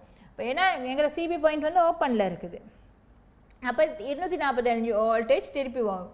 அப்போ இந்த த்ரெட் இருக்குது தானே, எங்களோட ஸ்பார்க், இந்த த்ரெட்டு வந்து 1க்கு 100 வீதம், அதாவது ஒன்றா இருக்கிற நேரம் 100 மடங்காக அது பெரிதாக ஆகும். அந்த மாதிரி தான் இந்த இதில் உள்ள த்ரெட்டு மூலியமாக, அதாவது எங்களோட உள்ள புரிகள் மூலியமாக என்ன நடக்கும், திருப்பி இந்த 240 வோல்டேஜ் திருப்பி போயிட்டு இக்னிஷன் கோயிலில் திருப்பி அந்த 240 வோல்டேஜ் என்ன நடக்கும், திருப்பி அது 100 மடங்காகும். அதை தான் 24,000 வோல்டேஜ். அதாவது பொதுவாக இப்போ நீங்கள் உங்களுக்கு தெரியும் ஸ்பார்க் பண்ணுறதுக்கு ஸ்பார்க் லைட்டு, அதாவது 12 வோல்ட் பேட்டரி நாங்கள் முதலே சொன்னேன் எப்படி என்ன மாதிரி, அதாவது இக்னிஷன் கோயிலில் என்ன மாதிரி பிரைமரி செகண்டரி, அதாவது பிரைமரியில் இன் ஆகிற கரண்ட் வந்து எப்படி வோல்டேஜ் வந்து செகண்டரியில் எங்களுக்கு ஒரு பெரிய வோல்டேஜ் அவுட் பண்ணுதுன்னு சொல்லித்தான் இந்த படத்தோட விளக்கம். அதாவது இந்த மாதிரி தான் அது பெரிய அளவுக்கு வோல்டேஜை எங்களுக்கு கன்வெர்ட் பண்ணி ஆகுது. அதாவது 12 வோல்டேஜ் வர பேட்டரியில் வர அந்த கரண்ட், அந்த பிரைமரி இதில் வர இது வந்து திருப்பி என்ன செய்யுது 24,000க்கு மாறுது. அதாவது 24,000 வோல்டேஜ், 18,000 சுவிட்சம், 18,000லேருந்து 24,000 வோல்டேஜோ இல்லாட்டி அதுக்கு கூடிய வோல்டேஜோ எங்களுக்கு மாறப்படுது. அதாவது 1லேருந்து 100 மடங்கு, 1க்கு 100 சொல்லுவோம். அப்போ இதை பற்றி உங்களுக்கு இப்போ விளங்கியிருக்கும். இப்போ கண்டெக்ட், அதாவது இந்த கண்டென்சரோட முக்கியத்துவம், பிரதான காரணம், கண்டென்சரோட பிரதான காரணம் வந்து முதல்ல இந்த சரிவர கண்டென்சர் இயங்கா இல்லாட்டி, கண்டென்சர் ஷார்ட் ஆகணும் இல்லாட்டி, கண்டென்சர் வீக் இல்லாட்டி கண்டென்சர் அந்த இடத்துல இல்லாட்டி என்ன நடக்கும், எங்களுக்கு அந்த நாங்கள் எதிர்பார்க்குற வோல்டேஜ் கிடைக்காது. அப்போ ஸ்பார்க் பண்ணுற வீதம் வந்து குறையும், அதாவது ஸ்பார்க் பண்ணுற இது வந்து குறையும். அதனால தான் நான் இப்போ உங்களுக்கு சொன்னேன் ஏசி கரண்ட், அதாவது ஏசி கரண்ட் எப்பயுமே அந்த இதில் தான் வரும் வோல்டேஜ். அதாவது உங்களுக்கு வோல்டேஜுக்கும் நேரத்துக்கும் ஒரு கிராஃப் வரைஞ்ச போனால் இந்த மாதிரி ஆடல் ஓட்டம் தான் கரண்ட் வரும். அப்போ டிசி கரண்ட்டில் நாங்கள் அதுக்கு எங்களை ஸ்பார்க்கை ஆன் பண்ண இயலாது. அதனால ஏசி கரண்ட்டுக்கு தான் நாங்கள் மாற்றணும். ஏசி கரண்ட்டுக்கு மாற்றுறது தான் இதில் உள்ள பிரதானமான காரணம். அதாவது கண்டென்சர்ட வேலை வந்து கண்டென்சர்ட முக்கியத்துவம். அதாவது எங்களோட இக்னிஷன் சிஸ்டத்தில் மிக மிக மிக முக்கியமானது இந்த கண்டென்சர்னு சொல்கிறது. கண்டென்சர் இல்லாட்டி ஸ்பார்க் பண்ணுற அது இக்னிஷன் சிஸ்டம் வந்து சரிவர இயங்காது. அதாவது எங்களோட கண்டென்சர்ட மிக முக்கியம். எங்களுக்கு எந்த அளவுக்கு வோல்டேஜ் எடுக்குதோ அந்த அளவுக்கு அது சேமிப்பு களமாகவும் பயன்படுது. சேமித்து வைத்து அதை டிஸ்சார்ஜ் பண்ணுது. டிஸ்சார்ஜ் பண்ணினால தான் எங்களுக்கு என்ன செய்யுது, இக்னிஷன் கோயிலால் எங்களோட பவர், அதாவது எங்களோட வோல்டேஜ் வந்து கூடுதலாக வேலை செய்யுது. அதாவது சார்ஜ் பண்ணப்படுது, அது திருப்பி சார்ஜ் பண்ணப்படுது. அப்போ மெயினாக பிரதானமாக அந்த கண்டென்சர்ட வேலை வந்து எங்களோட மெயின் வேலை வந்து ஒன்று வந்து ஸ்பார்க் டியூரேஷன், அதாவது அதில் நேரத்தை தீர்மானிக்கிறது. ஸ்பார்க் பண்ணுற நேரத்தை கால எல்லையை தீர்மானிக்கிறது இந்த கண்டென்சர் தான். இந்த கண்டென்சர் மூலியமாக தான் அந்த ஸ்பார்க் பண்ணுற எந்த நேரத்தில் எந்த டைமில், அதாவது உங்களுக்கு தெரியும் இப்போ கம்ப்ரெஷர் இல்லை இன்ஜினில் உள்ள பிஸ்டன் வந்து எந்த கம்ப்ரெஷன், அதாவது டிடிசின்னு சொல்லுவாங்க, டாப் மேலே போகிறதுக்கு முன்னுக்கு அது வந்து ஸ்பார்க் ஆகப்படும், எரிபட்டு நிலையை உருவாக்கணும். அப்போ அந்த நிலையை தீர்மானிக்கிற டைமிங்கை தீர்மானிக்கிறது வந்து இது கண்டென்சரில் உள்ள வேலை தான். அப்போ அந்த கண்டாக்ட் பாயிண்ட், அதாவது சிபி பாயிண்ட்டில் உள்ள இது சேஃப்டியையும் தீர்மானிக்கிறது இந்த கண்டென்சர் தான். அது சரியான முறையில் பாயிண்ட் ஆன் பண்ணி ஓப்பன் பண்ணி க்ளோஸ் பண்ணுறதுக்கு சரியான முறையில் அந்த கண்டென்சர் சரிவர இயங்கலாட்டி அந்த பாயிண்ட், அதாவது சிபி பாயிண்ட் வந்து ஓப்பன் ஆகி க்ளோஸ் பண்ணப்படாது. அதாவது கண்டாக்ட் பாயிண்ட் வந்து சரிவர கண்டாக்ட் பண்ணப்படாது. அது ஒரு சேஃப்டியாக அதாவது ஷார்ட் ஆகாமல் இருக்கிறதுக்கும் பிரதானமாக உபகரணமாக பாவிக்கப்படுறது வந்து இந்த கண்டென்சரோட தொழில். அடுத்து வந்து பொதுவாக கண்டென்சர் வந்து செகண்டரி, அதாவது மற்றது வந்து ஸ்பார்க் டியூரேஷன், அதாவது செல்ஃப் இன்டக்ஷன், அதாவது பிரைமரி வைண்டிங்கை செகண்டரி வைண்டிங்கை மாற்றுறதுக்கு, அதாவது வோல்டேஜை கூட்டுறதுக்கும் இந்த கண்டென்சர்ட வேலை. அதாவது கண்டென்சர் தானே அந்த கோயிலை மாற்றி கண்டென்சர்னால தான் அந்த வோல்டேஜ் இது சார்ஜ் ஆகுது. மேக்னெட் பவர், காந்த சக்தி ஒன்று மூலியமாக காந்த சக்தியை எடுத்து இந்த கோயில் என்ன செய்து சார்ஜ் ஆகுது. அப்போ அது கண்டென்சர் தான் மெயின் காரணம், பிரதான காரணம். அடுத்து வந்து இக்னிஷன் சுவிட்ச். அப்போ இக்னிஷன் சுவிட்சுன்னு சொல்கிற நேரத்தில் உங்களுக்கு தெரியும் ஒன் ஆஃப் பண்ணுற சுவிட்ச். இது எப்படி இந்த ஒன் ஆஃப் பண்ணுற சுவிட்ச் வந்து என்ன மாதிரி வேலை செய்யுது பொதுவாக உங்களுக்கு தெரியும். ஒன் பண்ணுறதுக்கும் ஆஃப் பண்ணுறதுக்கு தான் நாங்கள் இந்த சுவிட்சை பாவிப்போம். இக்னிஷன் சுவிட்ச் என்னத்துக்கு பாவிக்கிறோன்னு உங்களுக்கு தெரியும். இந்த இக்னிஷன் சுவிட்சுன்னு சொல்கிற நேரத்தில் என்னத்துக்காக நாங்கள் பயன்படுத்துகிறோமோ, இக்னிஷன் சுவிட்சை என்னத்துக்காக பயன்படுத்துகிறோமோ அதுக்காகத்தான் இந்த வேலை செய்யும். அடுத்து வந்து நாங்கள் பார்ப்போம். இப்போ இக்னிஷன் சுவிட்ச் இதுகள்லாம் பார்த்துட்டோம். இப்போ இக்னிஷன் சுவிட்சில் சிம்பிள், அதாவது மேலே உள்ளது பேட்ரி இக்னிஷன் சிஸ்டத்தில் உள்ள சுவிட்ச். இந்த சிபி பாயிண்டில் பேட்ரி இக்னிஷன் சுவிட்ச் எந்த இடத்துல படித்தோன்னு உங்களுக்கு தெரிஞ்சிருக்கும். அந்த என்ன மாதிரி வேலை செய்யுது இக்னிஷன் சுவிட்சிட முக்கியத்துவம். அந்த சுவிட்ச் ஆன் பண்ணி அது மூலியமாக தான் சப்ளை, அதாவது ப்ளஸ் இது வந்து அந்த கோயிலுக்கு சப்ளை கொடுக்குது, ப்ளஸ் கொடுக்குது. இப்போ மேலே உள்ளது வந்து பேட்டரியிட உள்ளது, அதாவது ஒரு பாயிண்ட் தான் இருக்கணும். பேட்ரி இக்னிஷன் சிஸ்டத்தில் வந்து ஒரு பாயிண்ட் தான் இருக்கும், அந்த ஒன் ஆஃப் பண்ணுறது மட்டும், அதாவது ஒரு இது. அதே நேரத்தில் இது வந்து மேக்னட்டோ இதில் சிஸ்டம், இக்னிஷன் சிஸ்டத்தில் உள்ளது தான் மேக்னட்டோ சிஸ்டம். இதில் வந்து 2 பாயிண்ட் இருக்கும். ஒரு பாயிண்ட் வந்து ஒன் ஆஃப் பண்ணுறதுக்கு, மற்றது இது ரெண்டாவது வயர் போகும் வந்து இக்னிஷன் சிஸ்டத்துக்குன்னு சொல்லி தனி வயர் ஒன்று போகும். அதாவது 2 கோயில் இருக்கும், 2 சிஸ்டம், 2 ஒன் ஆஃப் பண்ணுறதுக்கு. ஒன்று நார்மல் ஒன் ஆஃப் பண்ணுறதுக்கு இக்னிஷன் சிஸ்டம் ஒன் ஆஃப் பண்ணுறதுக்கும், மற்றது ரெண்டாவது வந்து இக்னிஷன் சிஸ்டம் 2 முறையில் பயன்படுத்தப்படும் இந்த இக்னிஷன் சிஸ்டம்னு சொல்கிறது. இந்த இக்னிஷன் சிஸ்டத்தில் வந்து மெயினாக நாங்கள் பார்ப்போம் இக்னிஷன் சுவிட்ச், அதாவது கண்ட்ரோல், அதாவது சிபி பாயிண்ட் வந்து எப்படி வேலை செய்யுது. அதாவது இக்னிஷன் மேக்னோ சிஸ்டத்தில் பேட்டரி லைனுக்கு காமன், அதாவது தான் சொன்னேன், ஒன்னுக்கு போகிறதுக்கு ஒரு லைன் பேட்டரியில். ரெண்டாவது படம் வந்து இக்னிஷன் மேக்னோட்டோ சிஸ்டத்தில் உள்ளது தான் இந்த சுவிட்ச். அதாவது இக்னிஷன் சுவிட்சிட பிரதானமான வேறுபாடுகள், அதாவது பேட்டரிக்கும் மேக்னட்டோ உள்ள இக்னிஷன் சிஸ்டத்துக்கும் உள்ள சுவிட்சில் உள்ள இக்னிஷன் சுவிட்சில் உள்ள வேறுபாடுகள். பேட்டரிக்கு தனியாக சப்ளை போகும், மற்றது இக்னிஷன் சிஸ்டத்துக்கு தனியாக சப்ளை போகும். ரெண்டுக்கும் ஒன்றா தொடர்பட்டிருக்காது. அதே நேரத்தில் பேட்டரி ஆன் பண்ணினோடனே இக்னிஷன் கோயிலும் வேலை செய்கிறதுக்கு தான் இது பயன்படுத்தப்படும். இதுதான் இந்த மெக்னீஷியம் அதாவது இக்னிஷன் சுவிட்சிட சிம்பிள் என்ன மாதிரி அந்த நாங்கள் இக்னிஷன் சுவிட்சை நடுவில் வெட்டி பார்த்தா இந்த அதில் கிளியர் அதாவது அதில் வேலைப்பாடு அதாவது அதில் என்ன மாதிரி வேலை செய்யுது அந்த இக்னிஷன் சுவிட்ச் எந்த மாதிரி வேலை செய்யுதுன்னு சொல்லி தான் நாங்கள் இப்போ பார்த்தோம். இப்போ இக்னிஷன் சுவிட்ச்னா என்னன்னு உங்களுக்கு தெரிஞ்சிருக்கோம். இப்போ ஒவ்வொரு உபகரணங்களை பற்றி படிக்கிற நேரத்தில் இப்போ இந்த இக்னிஷன் சுவிட்சிட பிரதானமான இது பண்ணு இப்போ ஆஃப் அவஸ்தா ஒன்னில் இருக்கிற நேரம் பேட்ரி வந்து சப்ளை போய்கிட்டு இருக்குது. அந்த நேரத்தில் இக்னிஷன் வந்து என்ன நடந்திருக்குது டச் இல்லாமல் ஆஃப் ஆகி இருக்குது. முதல்ல வந்து ஒன்றாகி இருக்கிற நேரத்தில் பேட்ரி ஒன்றாகி இருக்குது, இது இக்னிஷனும் ஒன்றாகி இருக்குது. இப்போ இது உங்களுக்கு விளங்கியிருக்கும் எந்த மாதிரி வேலை செய்யுதுன்ட்டு. ஆஃப் ஆகி ஒன்றாகிற நேரத்தில் எந்த மாதிரி வேலை செய்யுது. முதலாவது வந்து பேட்ரி, இரண்டாவது வந்து மேக்னட்டோ இக்னிஷன் சிஸ்டம். இந்த சிஸ்டம் என்ன மாதிரின்னு உங்களுக்கு நன்றாக விளங்குறது. திரும்ப திரும்ப அதுதான் உங்களுக்கு சொல்கிறேன். அதாவது இந்த சிஸ்டம் இது என்னன்ட்டுன்னு. அடுத்து வந்து பார்க்க போனால் பேட்ரி. இப்போ பேட்ரினா உங்களுக்கு தெரியும் நாங்கள் எந்த வோல்டேஜ் பொதுவாக வெஹிக்கலில் பாவிக்கிறது, மோட்டார் பைக்கில் பாவிக்கிறதுனா 6 வோல்ட்டும் இல்லாட்டி 12 வோல்ட்டு தான் பாய்க்கும். பொதுவாக சார்ஜபிள் அதாவது சார்ஜ் பண்ணி யூஸ் பண்ணுறது. அதாவது எங்களோட சுவிட்சை நாங்கள் இன்ஜின் மூலியமாக பேட்ரி சார்ஜ் பண்ணி தான் நாங்கள் யூஸ் பண்ணுவோம். சார்ஜபிள் தான் கூடுதலாக யூஸ் பண்ணப்படும், ரீசார்ஜபிள் இருக்காது. அதாவது சார்ஜ் பண்ணி தான் அந்த பேட்ரி நாங்கள் யூஸ் பண்ணுறதுக்கு பயன்படுத்தப்படும்.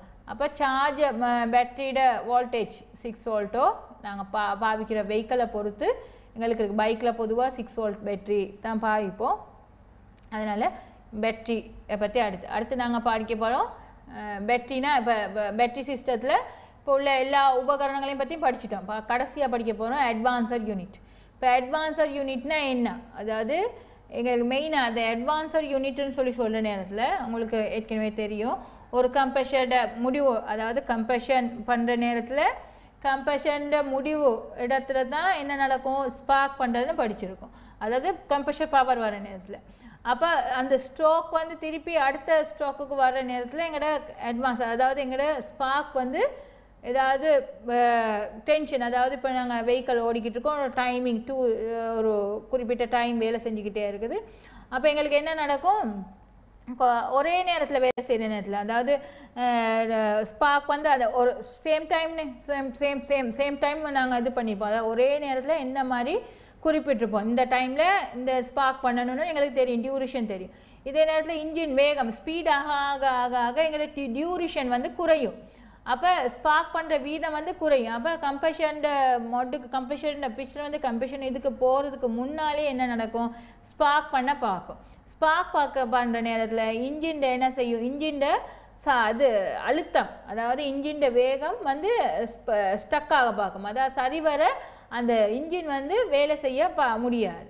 அதனால தான் என்ன செய்கிறது அதை தடுக்கிறதுக்காகத்தான் அந்த டியூரேஷனை அட்ஜஸ்ட் பண்ணுறதுக்காகத்தான் நாங்கள் என்ன பயன்படுத்துகிறோம் இந்த அட்வான்சர் யூனிட்னு சொல்லி ஒன்று பயன்படுத்துகிறோம். அதாவது எந்த மாதிரி எங்களோட ஸ்பீடுக்கு தகுந்த மாதிரி எங்களோட ஸ்பார்க்கோட அளவுகளை வந்து தீர்மானிக்கிறது வந்து இந்த அட்வான்சர் யூனிட்டோட வேலை.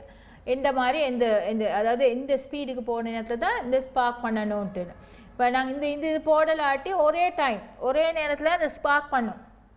அப்போ அதை குறிப்பிட்ட நேரம் வர நேரத்தில் அந்த பிஸ்டன் எந்த இடத்துல இருந்தாலுமே ஸ்பார்க் பண்ண பார்க்குற நேரத்தில் இன்ஜினுக்கு வந்து பாதுகாப்பு, அதாவது இன்ஜினுக்கு வந்து பாதுகாப்பாக இருக்காது, விரைவில் பழுதடையக்கூடும். இது வந்து அட்வான்சர். அதை அந்த சொல்லி கொடுத்தேன் அதாவது கேம் ஷாஃப்ட் இருக்குது, அந்த ஷாஃப்ட்டை தான் இது பண்ணியிருப்பாங்க. 2 பக்கம் 2 ஸ்ப்ரிங் இருக்குது, மற்றது ஃப்ளை வைட்டுன்னு சொல்லி ஒன்று இருக்குது.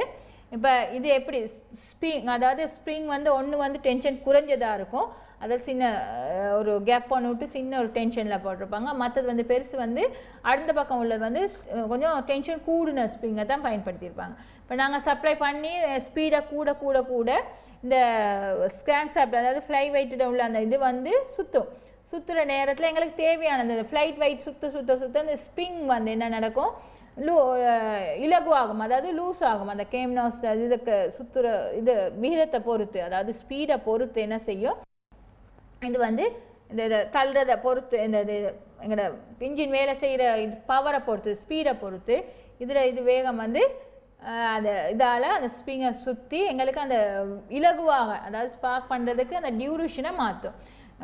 இது சின்னது மற்றது கூட டென்ஷன் ஆகுற நேரம் ஸ்பீடை கூடுற நேரம் தான் அந்த மற்றது டென்ஷன் கூடிய ஸ்ப்ரிங் வந்து அது லூஸ் ஆகி அது இலகுவாகும். அதாவது இதில் வேலை முடிஞ்சோன்னே இந்த பக்கம் உள்ள ஸ்ப்ரிங்கோட வேலை முடிஞ்சோன்னே தான் அதோட வேலையை அது செய்யும். இப்போ பொதுவாக நீங்கள் உங்களுக்கு தெரியும், இப்போ அட்வான்ஸர் யூனிட்னா இதுக்கு தான் பயன்படுத்துகிறோம். இப்போ அட்வான்ஸர் யூனிட் என்னத்துக்காக பயன்படுத்துகிறோன்னு உங்களுக்கு தெரிஞ்சிருக்கும். அதாவது இக்னிஷனில் ஸ்பார்க் டைம், அதாவது ஸ்பார்க் ப்ளக் வேலை செய்கிற நேரத்தில் அது குறிப்பிட்ட வேலை டைம் நேரத்தில் வேலை செய்யுது.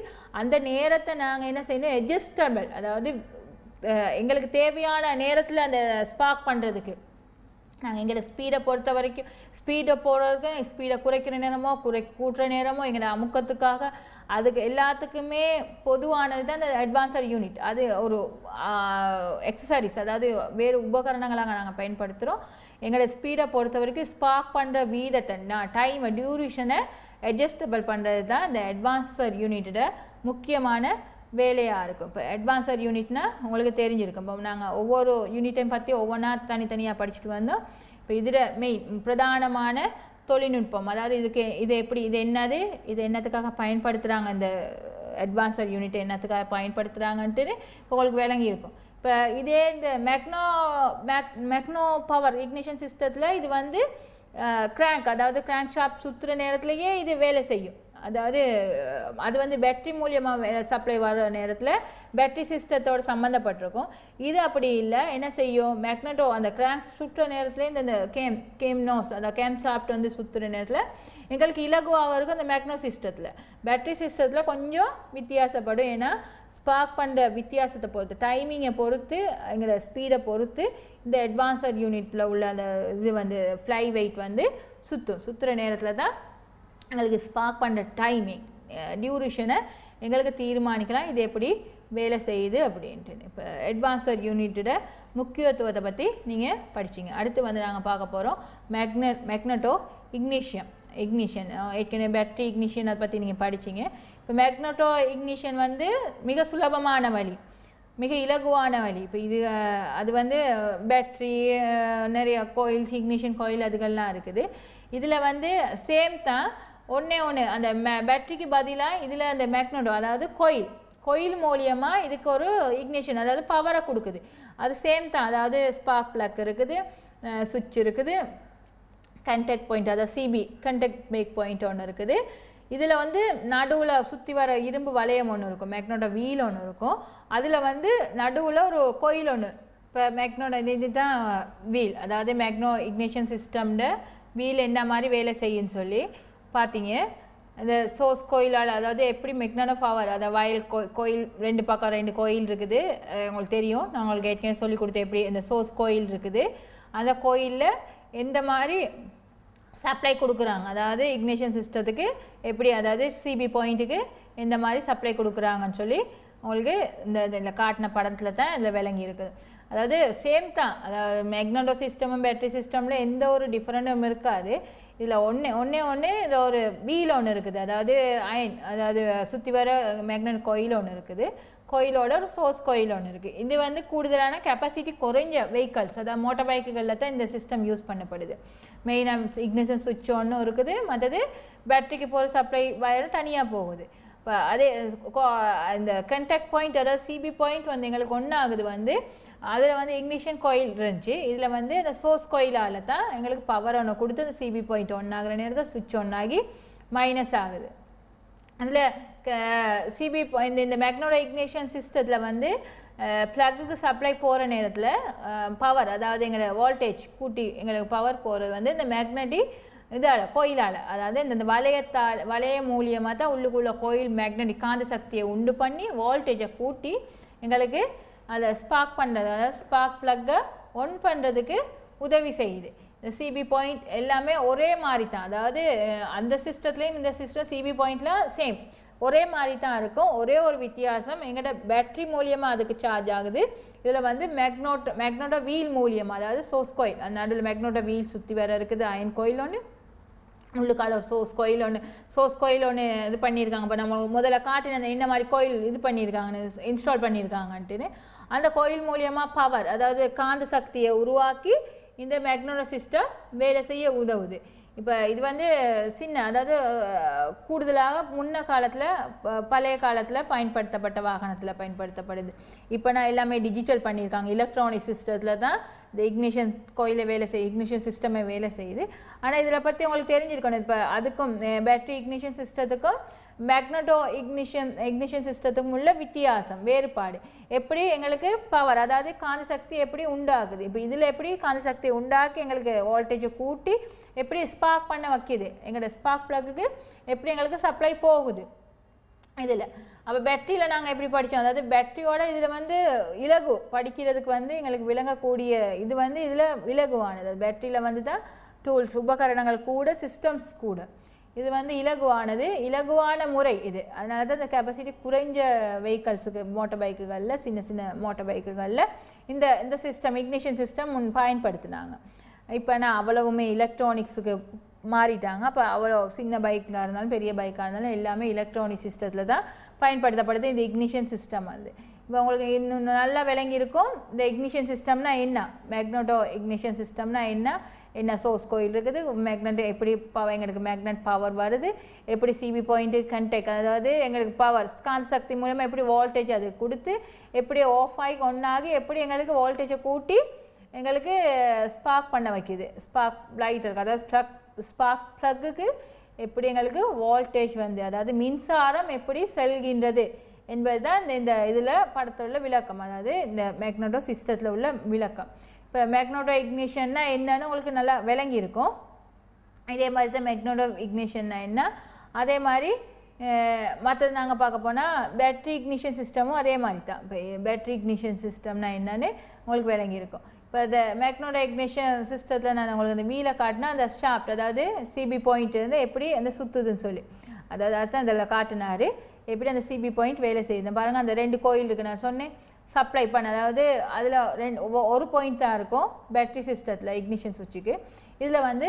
2 சுவிட்ச் இருக்குது நடுவில் ஒன்று இருக்குது அந்த சுவிட்ச் வந்து இருக்குது 2 கோயில் இருக்குது 2 பக்கமும் ஒன்று வந்து பேட்ரி ஒன் ஆஃப் சுவிட்சுக்கும் மற்றது வந்து இக்னிஷன் அதாவது இக்னிஷன் சுவிட்ச் தனியாக இக்னிஷன் சுவிட்ச் தனியாகவே இருக்கும் இதில் அதுதான் இதில் உங்களுக்கு காட்டியிருக்கேன் இந்த இதில் இந்த மாதிரி தான் இருக்கும் அந்த பார்ட் நாங்கள் இப்போ சும்மா படத்தில் காட்டினாலும் இந்த படத்தில் பார்ட் வந்து அந்த பார்ட்ஸ் நாங்கள் எடுத்து பார்த்தோம்னா அந்த உபகரணத்தை எடுத்து பார்த்தோம்னா அந்த மாதிரி தான் இருக்கும் இக்னிஷன் அதாவது மேக்னட்டோ இக்னிஷன் சிஸ்டத்தில் வீல் வந்து அந்த மாதிரி தான் இருக்கும் எப்படி கோயில் இருக்குது எங்கே இருக்க சுவிட்ச் எந்த மாதிரி இருக்குது ஒரே இடத்துல அதாவது இப்போ நாங்கள் உங்களுக்கு விவரமாக இதில் வரைஞ்சிருக்குது அந்த சுவிட்ச் எல்லாமே அந்த ஒரு பிளேட்டில் தான் இன்ஸ்டால் பண்ணியிருப்பாங்க இப்போ இந்த மாதிரி வேலை செய்துட்டுன்னு உங்களுக்கு இன்னொரு லேசானது அதாவது மேக்னட்டோ இக்னிஷன் சிஸ்டம்ன்றது வந்து மிக மிக மிக இலகுவான ஒரு சிஸ்டம் தான் அது உங்களுக்கு விளங்குறதுக்கு அது பேட்ரி அதான் முதல்ல விளங்கப்படுத்த அந்த பேட்ரி இக்னிஷன் சிஸ்டத்தை விளங்கி கொண்டா இது வந்து மிக இலகுவான சிஸ்டம் ஒன்று அது சேம்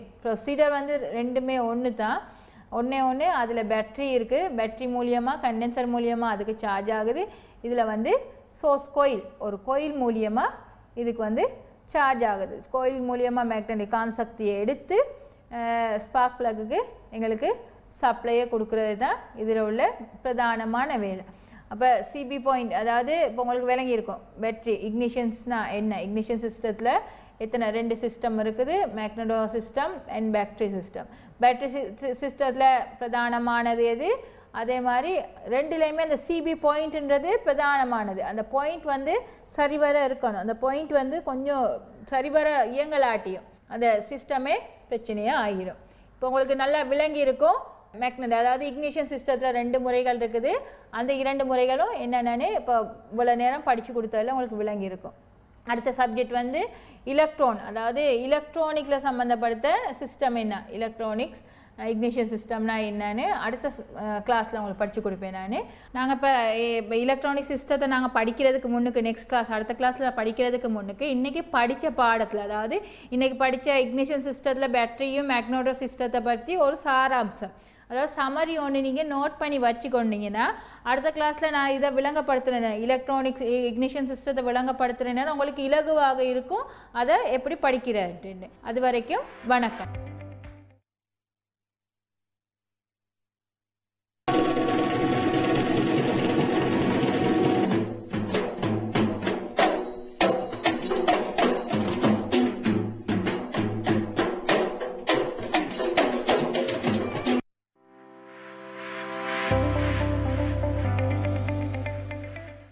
ආයිබුවන් දුවේ පුතේ සුබ දවසක් සියලු දෙනාටම සංචාරක හෝටල් ශේෂ්ත්‍රයට අදාළ සූපවේදී කියන පාඨමාලාවේ NVQ level 4 වලට අදාළ ethnic food කියන මොඩියුල් එක මොඩියුල් නම්බර් 9 වලින් යන ethnic food කියලා කියන මොඩියුල් එක තමයි අද ඕගලන්ට සාකච්ඡාවට භාජනය කරන්නේ. මම හිතනවා ඉතාමත් වැදගත්. මොකද අපේ සූපවේදී පාඨමාලාවක තියෙන අපි පාඩම් වලින් මුල ඉඳලම කරගෙන ආපු පාඩම් ටික එහෙම නැත්නම් මොඩියුල් ටික සියලුම මොඩියුල් කවර් වෙන විදිහට ආවරණය වෙන විදිහට තමයි ethnic food කියන මොඩියුල් එක සංවිධානය වෙලා තියෙන්නේ. එතකොට මුල්ම පාඩම විදිහට අපි හුඟක් වෙලාවට පාවිච්චි කරනවා hygiene, personal hygiene, grooming ඒක. ඊළඟට beverage. ඒ වගේම soup, sauce, salad, appetizer, snacks. ඊළඟට fish and meat for cooking. ඒත් එක්කම dessert. ඒ වගේම hot range food. ඔය සියලුම මොඩියුල් ටික මේ මොඩියුල් එකෙන් ආවරණය වෙනවා. එතකොට ethnic food කියන පාඩම ඔයාලට ඉතාමත් වැදගත් වෙනවා. මේක තමයි අර සියලුම පාඩම් වල සාරාංශයක් විදියට අපිට කරගෙන යන්න සහ දකින්න පුළුවන් වෙන්නේ. අද අපේ මාතෘකාව මොඩියුල් නම්බර් 9 වලින් prepare ethnic food. මොකද්ද ethnic food කියලා කියන්නේ? විශේෂයෙන්ම රටකට ආවේනික වෙච්ච සහ ඒ රටවල් වලට විශේෂිත වූ සහ ජනප්‍රිය ආහාර ගැන තමයි මේ ethnic food වලින් කියන්නේ. අපි දන්නවා උදාහරණයක්. අපි දන්නම ලේසිම උදාහරණය Chinese fried rice එක. එතකොට චීනේ නිෂ්පාදනය වෙලා චීනෙන් වෙනත් රටවල් වලට හඳුන්වලා දීපු ආහාරයක් තමයි fried rice කියන්නේ Chinese fried rice. එතකොට ඒ වගේ රටකින් රටකට ආවේනික වෙච්ච සහ ඒ රටවල් වල ජනප්‍රිය වෙච්ච අනිත් ජාතීන් කැමති ආහාර තමයි මේ පාඩමෙන් කියලා දෙන්නේ. එතකොට අපිට හැම රටකම ආහාර කියලා දෙන්න විදිහක් නැහැ. ඒ නිසා අපි තෝරගත්ත රටවල් කිහිපයක ආහාර තමයි ඔයාලට මේ මොඩියුල් එකෙන් කියලා දෙන්නේ. ඒ අතරින් කිහිපයක් මම තෝරගත්තා ශ්‍රී ලංකන් ෆුඩ්. ශ්‍රී ලංකන් ෆුඩ් කියලා කියන්නේ අපේ රටේ ආහාර. ඒක අනිවාර්යෙන්ම අපි සූපවේදීන් විදිහට ශ්‍රී ලංකාවේ සූපවේදීන් විදිහට අපි අනිවාර්යෙන්ම දැනගන්න ඕනි දෙයක් තමයි ශ්‍රී ලංකන් ෆුඩ් කියන්නේ. ඊළඟට ඉන්දියන් ෆුඩ් අපේ ආශ්‍රිතම රට. ඒ වගේම මේ ශ්‍රී ලංකන් ෆුඩ් වලටම හුඟක් නෑකම් කියන එකක් තමයි ඉන්දියන් ෆුඩ්. ඊළඟට වෙස්ටර්න් ෆුඩ්. වෙස්ටර්න් ෆුඩ් වලින් තමයි අපිට සූපවේදයට ගොඩාක් දේවල් එකතු වුණේ. ඊළඟට මම කියලා දෙනවා චයිනීස් ෆුඩ් ගැන. මොකද අපේ දරුවෝ හුඟක් කැමති ආහාර චයිනීස් කියලා කියන්නේ.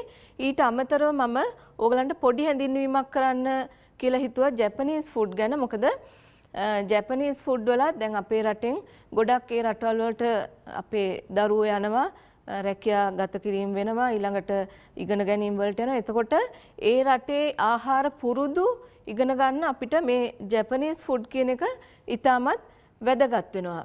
එතකොට මේ ආහාර රටා ඊළඟට ආහාර අපි අනුභවය කරන විදි ඒ වගේම ඒවා මේ සර්විස් කරන විදි එහෙම නැත්නම් පිළිගන්වන ක්‍රම මෙන්න මේවා ඉතාමත් වැදගත් වෙනවා මේ එත්නික් ෆුඩ් කියන පාඩම යටතේ අපිට දැනගන්න.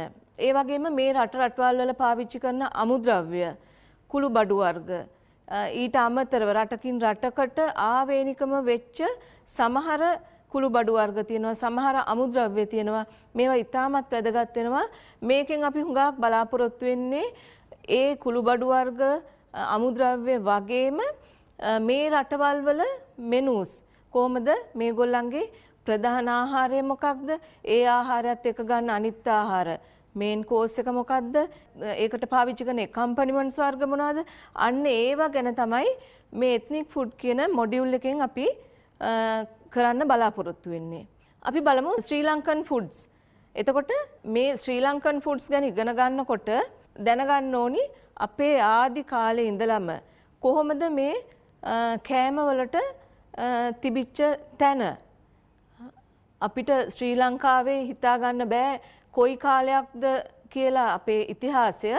නමුත් අපේ රටට විජය රජුරෝ ගොඩ බහැපු දවසේ ඉඳලා අවුරුදු 2500ක් විතර පරණ ඉතිහාසයක් අපේ ලිඛිත සාහිත්‍ය සඳහන් වෙනවා. එතකොට එතෙන්දී විජය රජුරෝ ලංකාවට කොට බහිනකොට ලංකාවේ හිටියේ යක්ෂ ගෝත්‍රිකයෝ කියලා සඳහන් වෙනවා.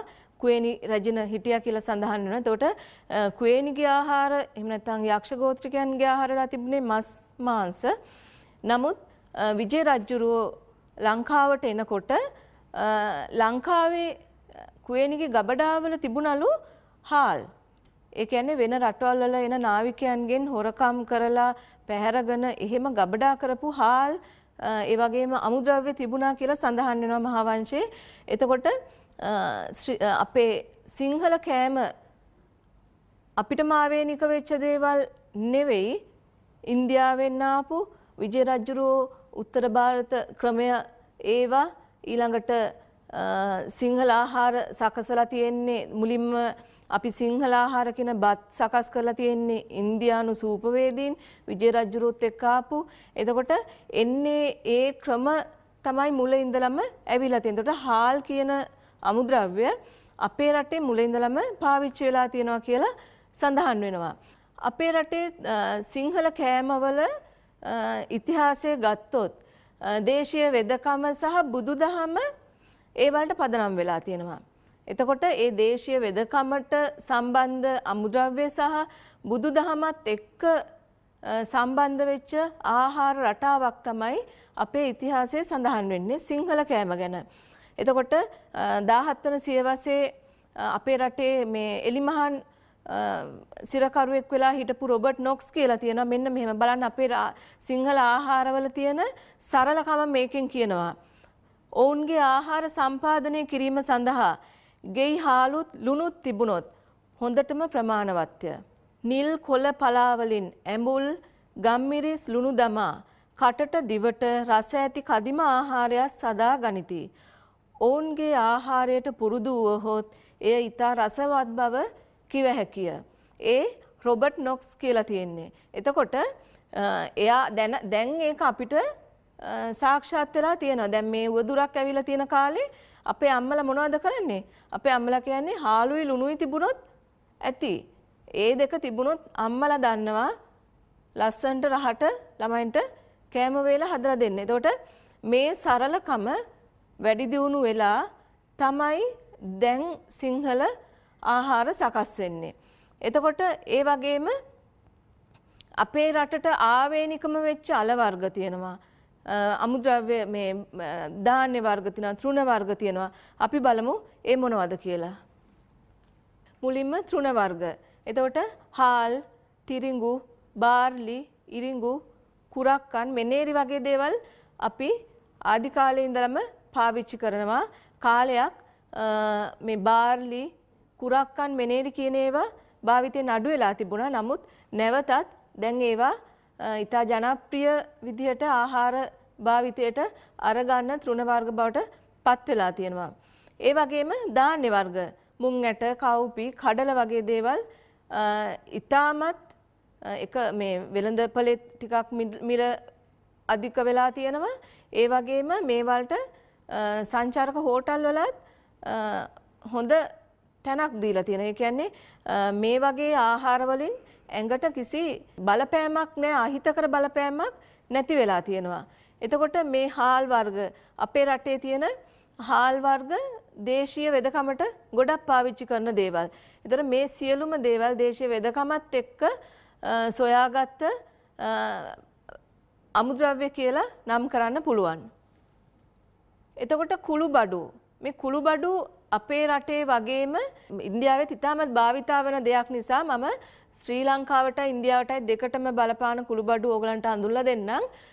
කුළුබඩු කියලා කියන්නේ ඖෂධීය ගුණයෙන් යුත් පැලෑටි වලින් අරගන්න දේවල්. ඇට වෙන්න පුළුවන්, ඒ වගේම මේ අල වර්ග වෙන්න පුළුවන්, කරල් වෙන්න පුළුවන්, ඕනෑම දෙයක් වෙන්න පුළුවන්. එතකොට මේ භාවිතා කරන දේවල් වලින් ඇඟට ඖෂධයක් තමයි ලැබෙන්නේ. එහෙම නැතුව මේකෙන් පෝෂණයක් ලැබෙන්නේ නැහැ. මේකෙන් වෙන්නේ මෙතනින් ප්‍රෝටීන් ඒ වගේ දෙයක් නෙවෙයි ලැබෙන්නේ, ඖෂධයක්. මේ ආහාර ජීර්ණය වෙන්න, ඒ වගේම ආහාර වලින් ඇතිවෙන අසාත්මිකතාවයන් නැති වෙන්න තමයි මේ කුළුබඩු පාවිච්චි කරන්නේ. මේවා කොච්චර ගුණදායක වුණත් මේවත් අපිට ආහාර වලට වැඩිපුර පාවිච්චි කරන්න බෑ. මේකෙත් යම් යම් සීමාවල් තියෙනවා. මොකද මේ හැම කුළු බඩුවකම තියෙනවා වැඩි වුණොත් ඒකෙන් වෙන අහිතකර බලපෑමකුත්. ඒක නිසා හැම වෙලාවෙම මේ කියන කුළු බඩු වර්ග මේ ටික පමණක් නොවේ මීට අමතරව තව තියෙනවා මිරිස් ඊළඟට රම්පා කරපිංචා සාදික්ක වසාවාසි ඒ වගේ මේ බොහෝ කුළු බඩු වර්ග තියෙන මේ සියලුම දේවල් අපිට අවශ්‍ය ප්‍රමාණයර ඊට වඩා වැඩියෙන් ගුණයක් ගන්න කියලා වැඩියෙන් පාවිච්චි කරන්න පුළුවන් කමක් නැහැ. කොත්තමල්ලි වල හුඟක් තියෙනවා තුන් දොස. ඒ කියන්නේ වාපිත් සෙම් කියන තුන් දොසටම හොඳයි. දැන් මේ දවස්වලත් හරියටම කොත්තමල්ලි අපි පාවිච්චි කරනවා. ඒකෙන් වෙන්නේ ඇඟේ තියෙන පිත සෙම ඒ වගේ තුන් දොසටම හොඳයි කියලා කියනවා. ඊළඟට කහ හැමේ පැහැ වර්ධනය වෙන්න දද කුෂ්ඨ ඒ වගේ දේවල් සුව වෙන්න හොඳයි. තව අපි ඒක දානම ආහාරවලට ඒකේ පැහැය ලබා ගන්න. ඊළඟට කුරුඳු කියන්නේ ඊටාම මිල අධික කුළු බඩුවක් රසකාරකයක් සුවඳකාරකයක් විෂ බීජ නාශකයක් ඒ වගේම ඇඟේ උෂ්ණත්වය පාලනය කරන්න මේක ඉතාමත් වැදගත්. ඒ වගේම වෙනත් රටවල් වල ශීත දේශගුණයන් තියෙන රටවල් වලට මේක අධික මිලකට විකුණනවා. ඒ වගේම මේකෙන් රසවත් පාන වර්ග ශ්‍රී ලංකන් කුකරි වල නෙවෙයි වෙස්ටර්න් කුකරි වල අපි පාවිච්චි කරනවා අයිස් ටී කියලා එකක්.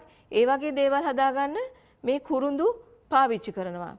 එතකොට උළුහාලුත් අර වාපිත් සෙම් කියන ඒ තුන් දොසට ගුණයි කියලා තියෙනවා.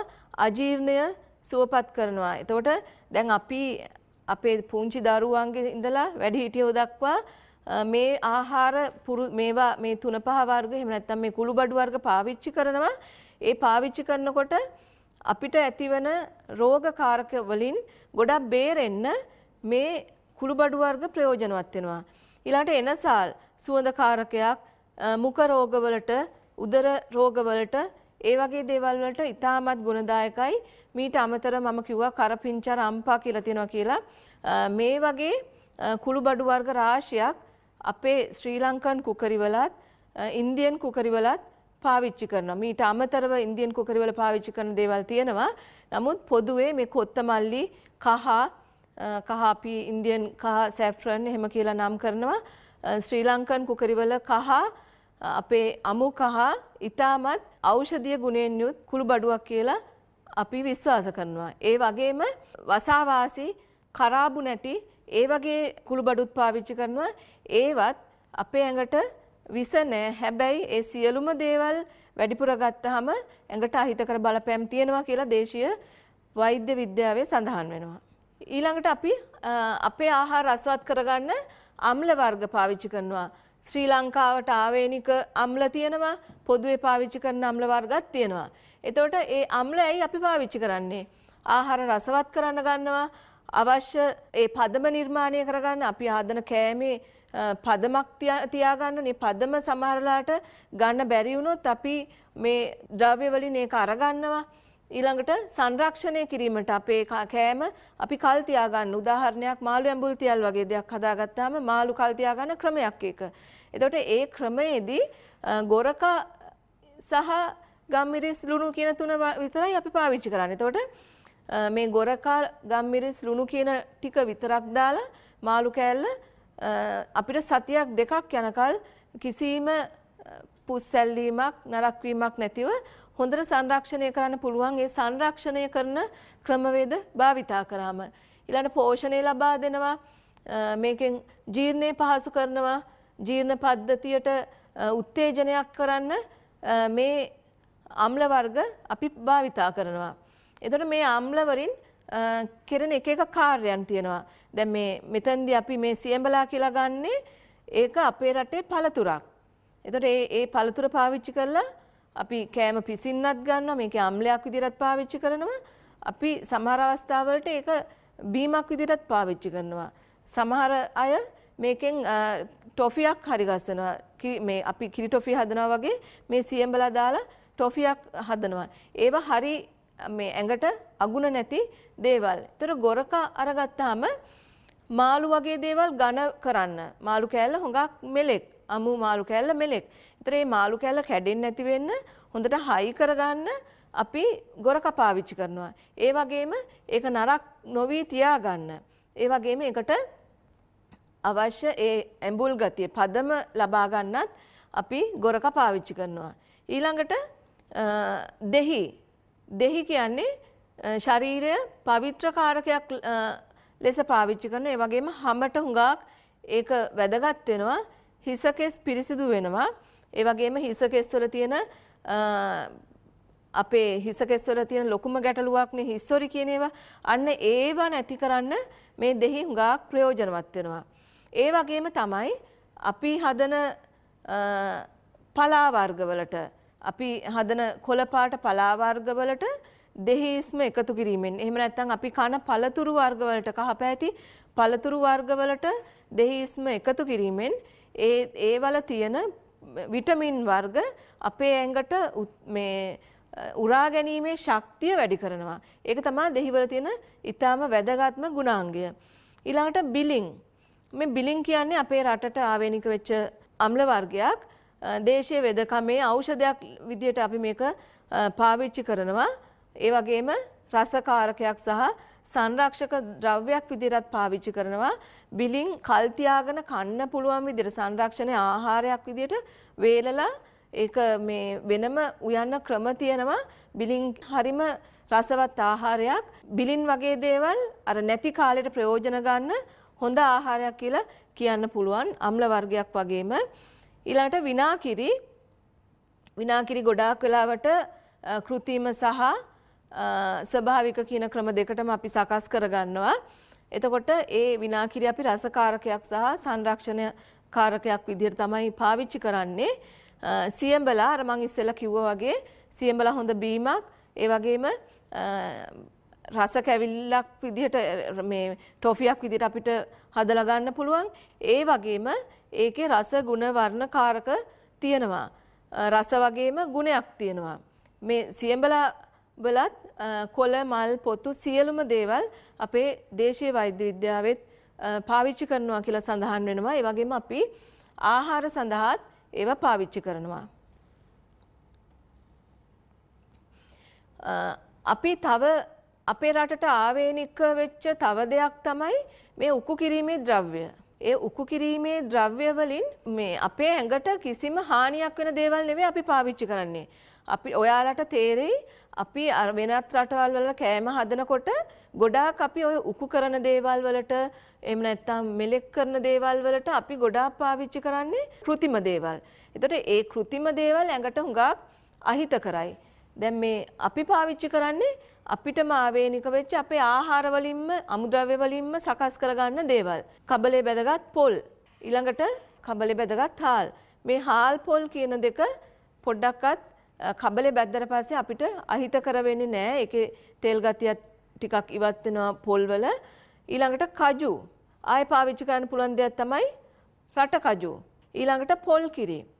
අපි මොනවා හරි ව්‍යංජනයක් හදනකොට ඒ ව්‍යංජනයේ තියෙන උකු ගතිය ගන්න අපිට හැම වෙලාවෙම මේ පොල්, හාල්, කජු පාවිච්චි කරන්න බෑ. අපි ඒකට පොදුවේ ගන්න කාරකයක් තමයි පොල් කිරි කියන්නේ. ඒකේ මිටි කිරි. ඒ කියන්නේ දෙවෙනි කිරෙන් තමයි එළවලුව අපි පිසගන්නේ. ඒක උකු කරගන්න, රස කරගන්න අපි දානවා මිටි කිරි. එතකොට ඒ කිරිත් ඊටමත් හොඳ උකු කිරීමේ ද්‍රාවණයක් විදිහට පාවිච්චි කරනවා. ඊළඟට ගමේ හුඟක් පාවිච්චි කරන දෙයක් තමයි කොස් ඇට, ඊළඟට මී කිරි. ඔය ද්‍රව්‍යයන් තමයි උකු කිරීමේ ද්‍රව්‍යයන් විදිහට බහුලව භාවිතා කරන්නේ ශ්‍රී ලංකන් කුකරිවල. ඊළඟට මොලොක් කිරීමේ ද්‍රව්‍ය. මොකද්ද මොලොක් කරනවා කියන්නේ? මොලොක් කරනවා කියලා කියන්නේ මම උදාහරණයක් කියන්නම්. ඉස්සර අපේ රටේ අපි ඔය කුකුල් මස් දැන් නම් තියෙනවනේ බොයිලර්ස් එහෙම කියලා අපිට තිබුණේ ගම් කුකුල් මස්. එතකොට ඒවා හැම මස් හරි තදයි. එතකොට ඒවා බුරුල් කරන්න අපේ ආදි මුතුන් මිත්ත පාවිච්චි කරපු දේවල් තමයි ගස් ලැබු සහ පෙරුම් කායන් කියන්නේ. ඒතර පෙරුම් කායන් කියන එක ටිකක් කටුක ගඳක් තියෙන දෙයක්. අපි ඒක කෑමට එකතු කරන්නේ නැහැ. අපි කරන්නේ මස් එක උයලා ඒ භාජනයේ උඩ පියනේ පොඩ්ඩක් ඒක තවරනවා. එතකොට හිතන්න මේක කොයි තරම් මෙලෙක් කිරීමේ කාර්ය ඉටු කරනවාද. මූඩියේ උඩ තිබ්බත් මේ මස් කෑල්ල හොඳට මෙලෙක් වෙනවා. එතකොට ගස් ලැබු කෑලි කපලා අපිට මස් වර්ග වලට ඒ වගේ එකතු කරන්න පුළුවන්. එහෙම නැත්නම් ගස් ලැබු පිත්තෙන් චූටි කෑල්ලක් කපලා ඒවා පාවිච්චි කරන්නත් පුළුවන්. නමුත් අපි හුඟක් වෙලාවට පාවිච්චි කරන්නේ ගස් ලැබු අමු ගස් ලැබු කෑලි. ඒ ගස් ලැබු කෑල්ලේ අමු ගස් ලැබු කෑල්ලේ කිරිවල තියෙනවා හොඳ මොලොක් කිරීමේ කාරකයක්. එතකොට මුදවපු කිරි අපි උකු කරන්නත් පාවිච්චි කරනවා. ඒ වගේම මේ ආහාර මොලොක් කරන්නත් මුදවපු කිරි පාවිච්චි කරනවා. විනා කිරි, සියඹලා ඒ දෙකත් අර ඉස්සෙල්ලා වගේ උකු කරන්න සහ මොලොක් කරන්න අම්ල විදිහට ඒ වගේ විවිධ කාර්යයන් වලට දායක වෙන දේවල් තමයි මේ මුදවපු කිරි, විනා කිරි සහ සියඹලා කියන්නේ. අපි බලමු ශ්‍රී ලංකන් කුකරි වල පාවිච්චි කරන ආහාර පිසීමේ ක්‍රම මොනවද කියලා. ගල් යුගයේ ඉඳලම, ඒ කියන්නේ ඊටත් කලින් ඉඳලම සහ විජයාගමනයත් එක්ක තමයි මේ ආහාර පිසීමේ ක්‍රම වලට සාධක තියෙන්නේ. එතකොට තැම්බීම, රෝස්ට් කිරීම වගේ ආදිම ක්‍රම තියෙනවා. ඒවා දැන් වැඩි දියුණු වෙලා අපි පාවිච්චි කරනවා. ඒ වගේම මේ ඒවා දියුණු වෙලා ඊට පස්සේ තව ක්‍රම අපිට එකතු වුණා. පෝචින්, ස්ටිවින්, ස්ටිමින්, ඊළඟට ෆ්‍රයින්, ස්ටිමින් ගොඩාක් පාවිච්චි කරනවා අපි අපේ උදෑසන ආහාර වේල් සකස් කරගන්න. ඒ කියන්නේ හුමාලෙන් තඹන ක්‍රම, පෝච් කරන ඒවා, ඊළඟට ස්ටූ කරන ඒවා. දැන් අපි පළතුරු, ඒ වගේම මස්, එළවලු ඒ වගේ ස්ටූ කරන දේවල් කරනවා. ෆ්‍රයින් ඒකේ ඩීප් සහ ෂෙලෝ ගැඹුරු තෙලේ බැදීම සහ නොගැඹුරු තෙලේ බැදීම කියන ක්‍රම ශ්‍රී ලංකන් කුකරි වල බහුතරයක් පාවිච්චි කරනවා. අපේ සූපවේදී වල අපි ඉගෙන ගන්නවා ආහාර පිසීමේ ක්‍රම 12ක්. ඒ 12න් බහුතරයක් පාවිච්චි කරන්නේ මේ ක්‍රම. මීට අමතරව තැම්බීම සහ රෝස්ට් කිරීම. ඒ වගේ දේවල් ආදි වාසීන්ගේ ඉඳලම පැවතිච්ච ක්‍රම කියලා අපේ පොත්පත්වල සඳහන් වෙනවා. එතකොට මේ ක්‍රම තමයි බහුල වශයෙන්ම පාවිච්චි කරන්නේ. මේකෙදි අපි ඉගෙන ගන්න ඕනි ගොඩක් දේවල් තියෙනවා. මම ඔයගලන්ට කිව්වා මේක මේ එත්නික් ෆුඩ් කියන පාඩමට හුඟක් පාඩම් සම්බන්ධයි. මෙතෙන්දී අපි කුකින් මෙතඩ් ඉගෙන ගන්නවා. එතකොට මේ කොහොමද මේවා අපේ ආහාර වලට සම්බන්ධ කරගන්නේ. ඒ වගේම අපි නිකම්ම කාලා වැඩක් නැහැ. ඒ කනකොට අපේ ඇඟට පෝෂණයක් අවශ්‍ය වෙනවා. එතකොට මේ පෝෂණය කොහොමද රඳවගන්නේ? ඊළඟට අපි මුලින්ම ආහාරයක් දිහා බලලා තමයි ඒක රස විඳින්නේ. අපි කියනවා S2 තමයි කෑම මුලින්ම කන්නේ කියලා. ඊළඟට නහය. ඒ දෙකම රස විඳලා පස්සේ තමයි අපිට දිවට රස දැනෙන්නේ. ඒක නිසා ඒ වලට හුඟක්ම උපයෝගී වෙනවා අපි පාවිච්චි කරන අමුද්‍රව්‍ය, කුළුබඩු, ඒ වගේම මේ පිසීමේ ක්‍රම ටිකත්. දැන් බලමු ඉන්දියාවේ කොහොමද ආහාර පිසීම කියන එක. එතකොට ඉන්දියාව ප්‍රාන්ත 28කින් සමන්විතයි. විවිධ භාෂා, ඒ වගේම සංස්කෘතීන් විශාල ප්‍රමාණයක් තියෙන රටක් කියලා හඳුන්වන්න පුළුවන්. ඉන්දියන් ආහාර පිසීමේ ක්‍රමයි ශ්‍රී ලාංකික ආහාර පිසීමේ ක්‍රමයි අතර ලොකු සම්බන්ධකමක් තියෙනවා. ඒ රටිනුත් අපේ ආහාර පිසීමේ කලාවට එකතු වෙච්ච ජනප්‍රිය පිසීමේ ක්‍රමයක් තමයි තන්දුරි ක්‍රමය. උතුරු ඉන්දියාවේ මෝගල් අධිරාජ්‍ය පාලනයේදී තමයි මේක සූපවේදී කලාවට එකතු වුණේ. ඒ වගේම ආගමික පසුබිමක් මුල් කරගන්නවා ඒ ආහාර පුරුදු සහ ආහාර පිසීම සකස් වෙන්න. ඉන්දියාවේ හුඟක් ඉන්නේ හින්දු භක්තිකයන්.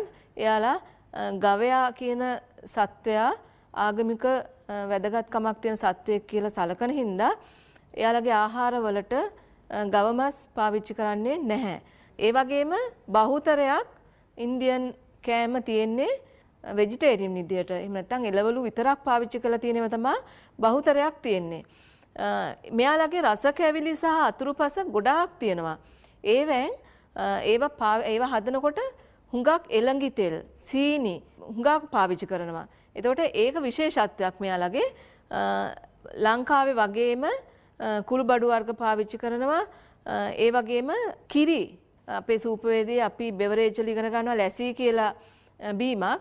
ඒ ලැසී කියන බීම උපත ලැබුවේ මේ ඉන්දියාවේ ලැසී කිව්වහම හරිම ජනප්‍රිය බීමක්. එයාලගෙත් තියෙනවා පිසීමේ ක්‍රම. එයාලා ගොඩාක් වෙලාවට අධික ගින්දර පාවිච්චි කරන්නේ නැතුවයි පිසීමේ ක්‍රම භාවිතා කරන්නේ. අඩු ගින්දරේ ගොඩාක් වෙලා පිස ගැනීම කරනවා. එයාලගෙත් අර අපි ඉගෙන ගත්ත පිසීමේ ක්‍රම වලින් මෙන්න මේ ක්‍රම ටික බොයිලින්, ස්ටිවින්, බ්‍රේසින් මේ ක්‍රම ටික පාවිච්චි කරනවා. බොයිලින්, ෆ්‍රයින් ඊළඟට පොට් රෝස්ටින් ක්‍රම සුලභව පාවිච්චි කරනවා. ඒකට හේතුව එයාලගේ ආහාරය ප්‍රධාන ආහාරය වෙන්නේ ගොඩාක් වෙලාවට බත් හරි රොටි හරි. එතකොට ඒ රොටිත් එක්ක ඒගොල්ලෝ එකම්පනිමන්ට්ස් එකක් විදියට පාවිච්චි කරනවා චට්නි වර්ග. එයාලගෙන් ආපු ආහාරයක් තමයි ඉන්දියන් කෑමක් තමයි චට්නි කියන්නේ. එතකොට ඒ චට්නි අච්චාරු වර්ග මේ ඉන්දියන් කෑම ගොඩාක් වෙලාවට මෙයාලගේ රොටි සහ බත් එක්ක එයාලා ඒ චට්නි වර්ග අච්චාරු වර්ග හුඟක් පාවිච්චි කරනවා. අමුද්‍රව්‍ය විදිහට ඉන්දියානුවන් ගොඩාක් වෙලාට වෙජිටේරියන් කියලා මම කිව්වා පාවිච්චි කරන දේවල් තමයි මේ තියෙන්නේ හාල්, බඩිරිඟු, තිරිඟු, බාර්ලි, විශේෂයෙන්ම උඳු, කඩල, පරිප්පු ඒ වගේ දේවල්. ඒ වගේම මස් විදිහට ගොඩක් පාවිච්චි කරන එළු මස් සහ කුකුල් මස්. ඒ වගේම ඖෂධ කාරකයක් විදිහට එයාලගේ ආහාර වේලක ගොඩක් වෙලාට තියෙන දේවල් තමයි මුරුංගා සහ මුරුංගා කොළ, මාළු, කිරි වර්ග. ඊළඟට ඒ ඉන්දියන් කෑමවල අපේ ලංකාවේ කුළු බඩු පාවිච්චි කරනවා වගේම විශේෂයෙන්ම මේ ගරම් මසාලා කියන තුනපහ වර්ගය පාවිච්චි කරනවා. මේකේ විශේෂත්වයක් තියෙනවා. අපි අපේ ලංකාවේ අපි හදාගන්න තුනපහ වලට අපි දාන්නේ කොත්තමල්ලි, සූදුරු, මාදුරු වගේ දේවල්. මේකට ඊට වඩා යාළගේ ඉන්දියන් තුනපහ වර්ග පාවිච්චි කරනවා. ඒ වගේම කොත්තමල්ලි බහුලව භාවිතා කරනවා. අපි අපේ රටේ ප්‍රධාන ආහාරය විදිහට බත්, ඉන්දියාප්ප ඒ වගේ දේවල් ඒ රටේ තෝසේ, වඩේ, ඉඩ්ලි ඒ වගේ ප්‍රධාන ආහාර විදිහට ඒගොල්ලෝ පාවිච්චි ගන්නවා. එයාලා හදන ව්‍යංජනයක හොදි ගතිය ගොඩක් තියෙනවා. ඒ වගේම එළවලු වර්ග වැඩි ප්‍රමාණයක් එකට එකතු කරලා හදන ගතියක් තියෙනවා. එතකොට අපි පොල් කිරි වලින් මේක උකු කරගන්නවා. ඒගොල්ලෝ වැඩියත්ම භාවිතා කරන්නේ පොල් කිරි නෙවෙයි. ඒකට පාවිච්චි කරන්නේ පොල් අඹරලා. එතකොට අඹරපු පොල් වලින් තමයි එයාලගේ ඉන්දියන් කෑම රසවත් කරගන්න ඒගොල්ලෝ පාවිච්චි කරන්නේ. තල තෙල්, ඒ වගේම යෝගට්, මුදවපු කිරි, එළඟි තෙල් හුඟක් පාවිච්චි කරනවා. විශේෂයෙන්ම තල තෙල් සහ එළඟි තෙල් වලට ලොකු තැනක් තියෙනවා. තල තෙල් ඒගොල්ලන්ගේ පුංචි දරුවන්ගේ හැමේ ගාන්න අරගන්නවා හැම ශක්තිමත් වෙන්න කියලා. හැමේ හැදෙන ලෙඩ රෝග වලට, කුෂ්ඨ රෝග වලට ඒක හොඳයි කියලා යාලා විශ්වාස කරනවා. ඒ වගේම වැඩිපුර කිරි තියෙන නිසා එළඟි තෙලුත් ගොඩාක් වෙලාවට පාවිච්චි කරනවා. ඒගොල්ලන්ගේ ජනප්‍රිය ආහාර ටිකක් තමයි මේ තියෙන්නේ. ප්‍රධානම ආහාර නෙවෙයි, අතුරු ආහාරත් තියෙනවා. තෝසේ, වඩේ, ඉඩ්ලි, පාට්පුලියම්, අච්චු, මුරුක්කු, උප්පුමා, තන්දූරි බත්, රසම් වර්ග. මේකෙදි මම කියන්න කැමති මේ රසම් එක ඒගොල්ලෝ ඇපිටයිසර් එකක් විදිහට තමයි පාවිච්චි කරන්නේ. ඇපිටයිසර් එකක් කියන්නේ මොකක්ද කියලා දන්නවනේ? ඇපිටයිසර් එකක් කියන්නේ ආහාර රුචිය වැඩි වෙන්න ගන්න දෙයක්. ඒ රසම් කියන්නේ ඉන්දියාවෙන් ආපු ආහාර වර්ගයක්. මේක කොත්තමල්ලි, සියඹලා ඒ වගේ තුනපහ වර්ග එකතු කරලා හදාගන්න නිකන් දියරයක්. මේක හුඟක්ම ඇපිටයිසර් එකක් විදිහට තමයි පාවිච්චි කරන්නේ. එයාලගේ ප්‍රධාන සුප් එක මොලක තන්නි කියලා අපි නම් කරනවා. ඊළඟට ඔයාලට වැදගත්ම එකක් තමයි වෙස්ටර්න් එහෙම නැත්නම් ඉංග්‍රීසි ෆුඩ් කියලා කියන්නේ. Western food. අපි බලමු කොහොමද මේ වෙස්ටර්න් ක්‍රමයට අපේ ආහාර සකස් කරගන්නේ කියලා. අපිට මේ වෙස්ටර්න් කුකරි වලින් වැදගත්ම ටික තමයි මේක අනුභව කරන විදිහෙන් තමයි එයාලගේ තියෙන ආචාරශීලී බව ප්‍රකාශ වෙන්නේ. ඒ වගේම අපේ ආහාර කලාවට ඊටාම වැදගත් අලංකාරය එහෙම නැත්නම් ගානිෂ් කියන දේ එකතු වුණේ මේ වෙස්ටර්න් කුකරි වලින්. ඒ වගේම ප්‍රංශය වගේ රටවල් වලින් අපේ මේ කුකරි මේ එහෙම නැත්නම් මේ සූප වේදයට ගොඩාක් වචන එකතු වුණා. එන්නේ ඒ වගේ ගොඩාක් මේ පාරිභාෂිත වචන එකතු වීමෙන් අලංකාරය වැඩි වීමෙන් ඊළඟට ටේබල් මැනර්ස් එහෙම නැත්නම් ආහාර කන පුරුදු ඒවා ගොඩාක් එකතු වුණේ මේ වෙස්ටර්න් කුකරි වලින්. පිසීමේ ක්‍රම 12ම ඒගොල්ලෝ පාවිච්චි කරනවා. වෙස්ටර්න් කුකරි වල මේ බොයිලින් පෝචින් මේ සියලුම පිසීමේ ක්‍රම ටික එයාලා පාවිච්චි කරනවා. ඒකට හේතුව වෙස්ටර්න් කුකරි වල මම ඔයගලන්ට ඒක ප්‍රායෝගික ක්‍රියාකාරකම් වලදී කියලා දෙන්නම්. වෙස්ටර්න් කුකරි වල හදනවා අපි මේන් ප්ලේට් එකක්. ඒකෙදි ප්‍රධාන ආහාරයේ විදිහට අපි ගන්නේ ප්‍රෝටීන් බහුල ආහාරයක් මස් හෝ මාළු.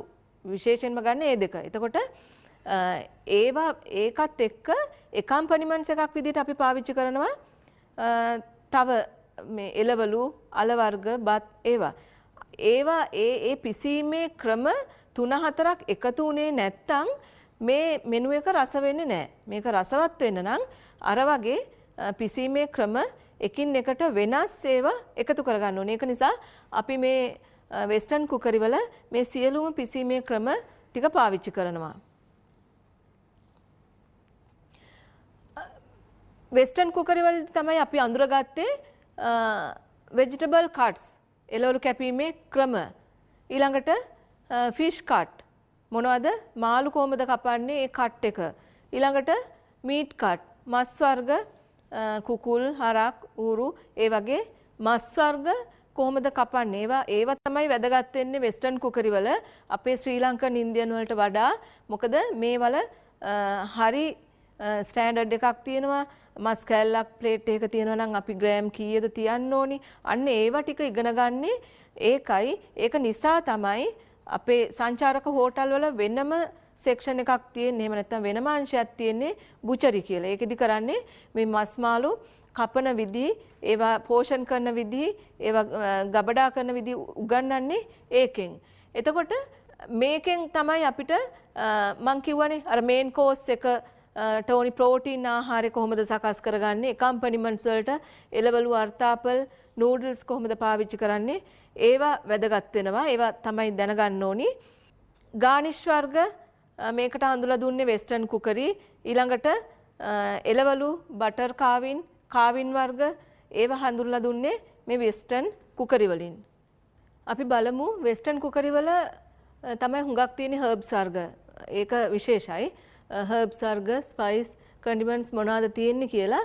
එතකොට වෙස්ටර්න් කුකරි වල තමයි විශේෂයෙන්ම හර්බ්ස් වර්ග එකතු වෙන්නේ. ඒ හර්බ්ස් වර්ග මේ අපි නම් කරොත් මින්චි, බේ, රෝස්මරි, ඊළඟට Basil, oregano, deal, thyme, ඉටලියන් parsley, ටැරගන් වගේ බහුතරයක් තියෙනවා. මේක වෙස්ටර්න් කුකරි වලට හුඟක් හොඳයි ෆ්‍රෙෂ් එකේ ගන්න පුළුවන් නා. නමුත් අපේ රටවල් වලට ඒවා එනකොට හුඟක් වියලි මට්ටමින් තමයි එන්නේ. මේ හර්බ්ස් වර්ග හැම මෙනු එකකටම එකකට වඩා වැඩිපුර පාවිච්චි කරන්න ඕනේ. ඒතකොට තමයි මේකෙත් තියෙන අපේ රටේ කුළුබඩු වල වගේ තියෙන ඖෂධීය ගුණ වර්ග සහ රස සහ සුවඳ තමයි මේකෙන් එකතු වෙන්නේ. ඊට පස්සේ බලමු වෙස්ටර්න් මෙනු කුකරි වල තමයි මෙනුස් හඳුන්වලා දීලා තියෙන්නේ. ෆ්‍රංශ වචනයක් තමයි මෙනු කියන වචනේ. එතකොට මෙනු වර්ග ගොඩාක් පාවිච්චි කරනවා. මෙනු වර්ග ගොඩාක් තියෙනවා. ඒ අතරින් ප්‍රධාන මෙනු දෙකක් තියෙනවා. ඒ දෙක තමයි අලාකාත් සහ තබල් දෝත් කියලා කියන්නේ. මේවා ගොඩක් වෙලාවට භෝජනාගාරවල මේ මෙනු දෙක තමයි හුඟක් වෙලාවට පාවිච්චි වෙන්නේ. එතකොට මේ අලාකාත් මෙනු එකක තියෙන කෑම වර්ග ටික මේ තියෙන්නේ. ස්ටාර්ටර්, සූප් ඒ වගේ වෙන් වශයෙන් කෑම වර්ග ටික දාපු මෙනු කාඩ් එකක් තියෙනවා. ඒ මෙනු කාඩ් එකේ ස්ටාර්ටර්ස් මොනවද තියෙන්නේ, සූප් වර්ග මොනවද තියෙන්නේ කියලා වෙනම තියෙනවා. එතකොට ඒක ස්මෝල්, ලාර්ජ් කියලා ප්‍රයිස් කරලා තියෙනවා. එතකොට ඒ අනුව අපේ අතේ තියෙන මුදලට අපිට මේ මෙනු එකෙන් ඕනි දේ ඕඩර් කරලා අරගන්න පුළුවන්. නමුත් ඊට වඩා වෙනත් තාබල් දෝත් කියන මෙනු එක. මේකට අපි කියනවා සෙට් මෙනු එකක් කියලා. මේක හරි ගස්සලා තියෙන්නේ. මේ ඇපිටයිසර් එකක් නම් එදාට තියෙන්නේ මොකක්ද ඇපිටයිසර් එක? මෙතන තියෙනවා ග්‍රීන් සැලඩ් කියලා. ඊළඟට සුප් එක නම් ඒ සුප් එක මොකක්ද? ක්‍රීම් ඔෆ් චිකන් කියලා සුප් එක නම් කරලා තියෙනවා. ඊළඟට මේන් ඩිෂ් එක ෆිෂ් ෂෝ මීට්, පොටැටෝ, නැත්නම් රයිස්, නූඩල්ස්, ඊළඟට වෙජිටබල්. මේවා අනිවාර්යයෙන්ම මේන් කෝස් එකක තියෙන්න ඕනි.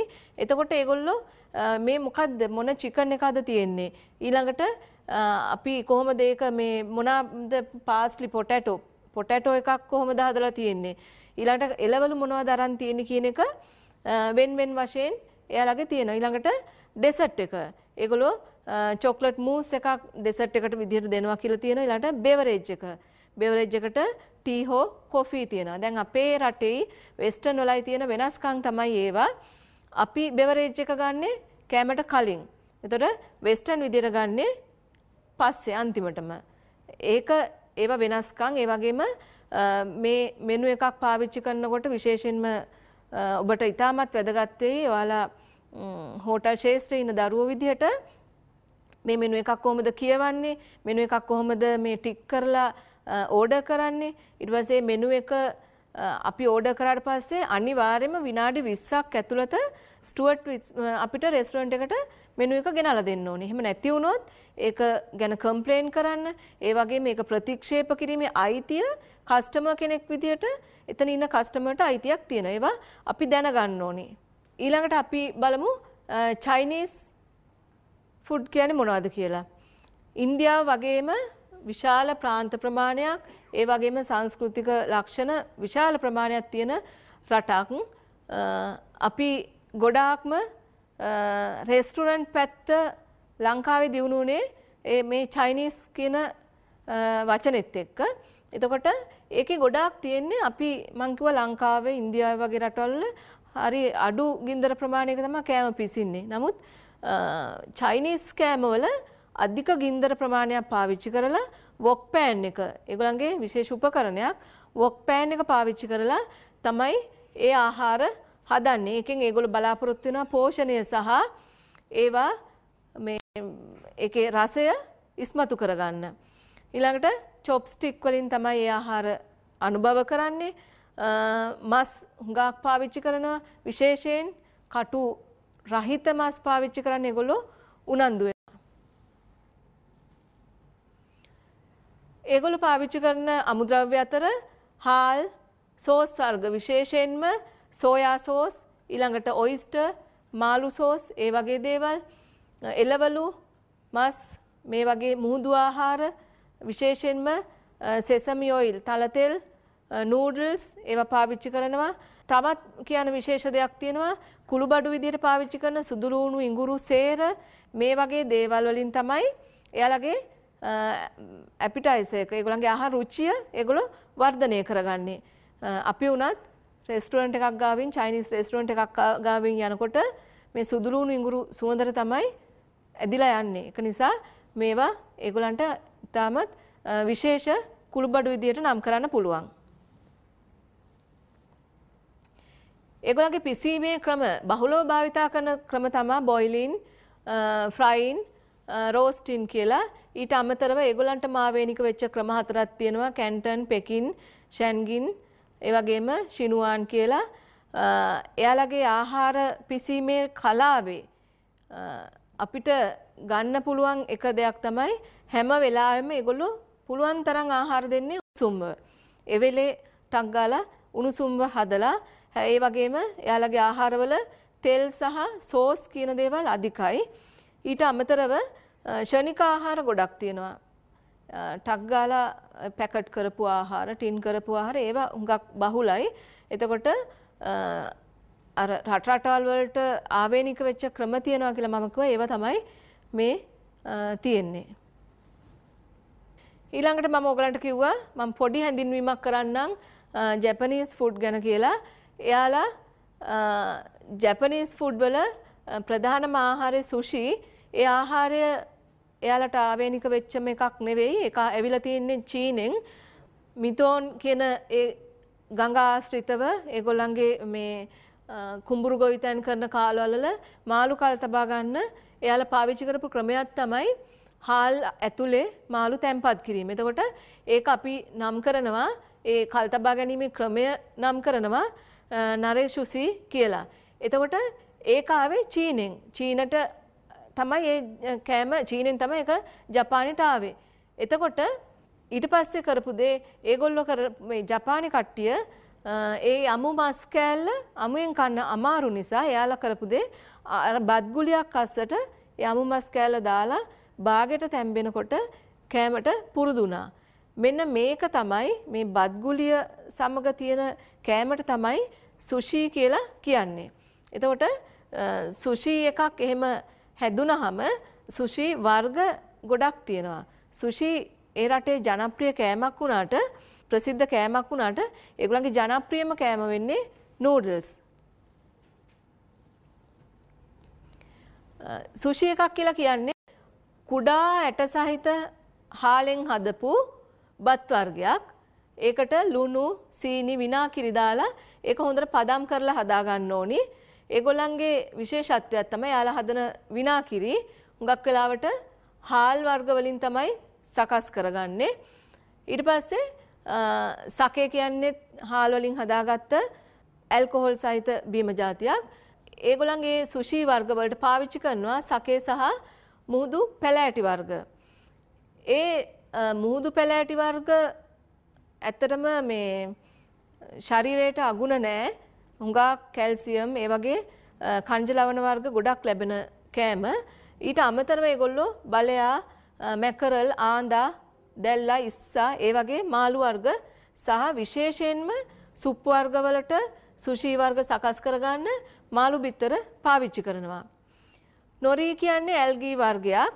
ඒකෙන් තමයි සුෂි ඔතන කොළය හරි ගස්ස ගන්නෙ. ඊට පස්සේ මාළු කන්න නැති කට්ටියට පිපිඤ්ඤා, මූදු කැකිරි වගේ එළවලු වර්ග එයාලා භාවිතා කරනවා. මීට අමතරව උණ දලු ඒ වගේම බිම්මල් මෂ්රූම් වර්ග හුඟක් පාවිච්චි කරනවා. මේ සුෂි දැන් මම කිව්වා අපේ රටට වටිනවා කියලා මේ ජැපනීස් කෑම. මොකද ජපාන් රෙස්ටුරන්ට් එකකට විශේෂයෙන්ම දැන් අපේ රටේ උනත් තියෙනවා ජපාන් රෙස්ටුරන්ට්. ඒ වගේ එකකට ගියාම අපි කොහොමද මේ කෑමක් කන්නේ? වෙස්ටර්න් රෙස්ටුරන්ට් එකකට ගියාම කොහොමද හැන්ද ගැරුප පාවිච්චි කරන්න කියන එක ඔබ දැනගත යුතුයි.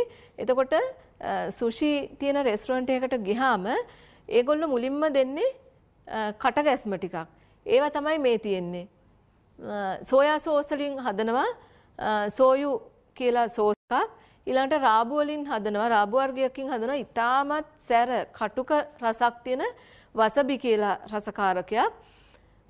ඊට පස්සේ ලුණු දාලා හදනවා ඉඟුරු පෙති. ඒකට අපි කියනවා ගරි කියලා. ඒගොල්ලන්ගේ තේ එක ඔචා කියලා. ඒවා ඒ සාම්ප්‍රදායික සුෂි එක්ක එන කටගැස්ම වර්ග. එතකොට මීට අමතරව එළවලු පාවිච්චි කරන්න පුළුවන්.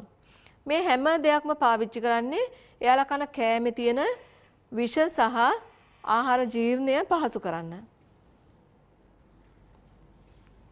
මේ සුෂි වර්ග කිහිපයක් නිහිරි කියලා තියෙනවා. ගුන්කන්, නොරිමකි, තෙමකි, ඉනරි ඒ වගේ සුෂි වර්ග කිහිපයක් තියෙනවා.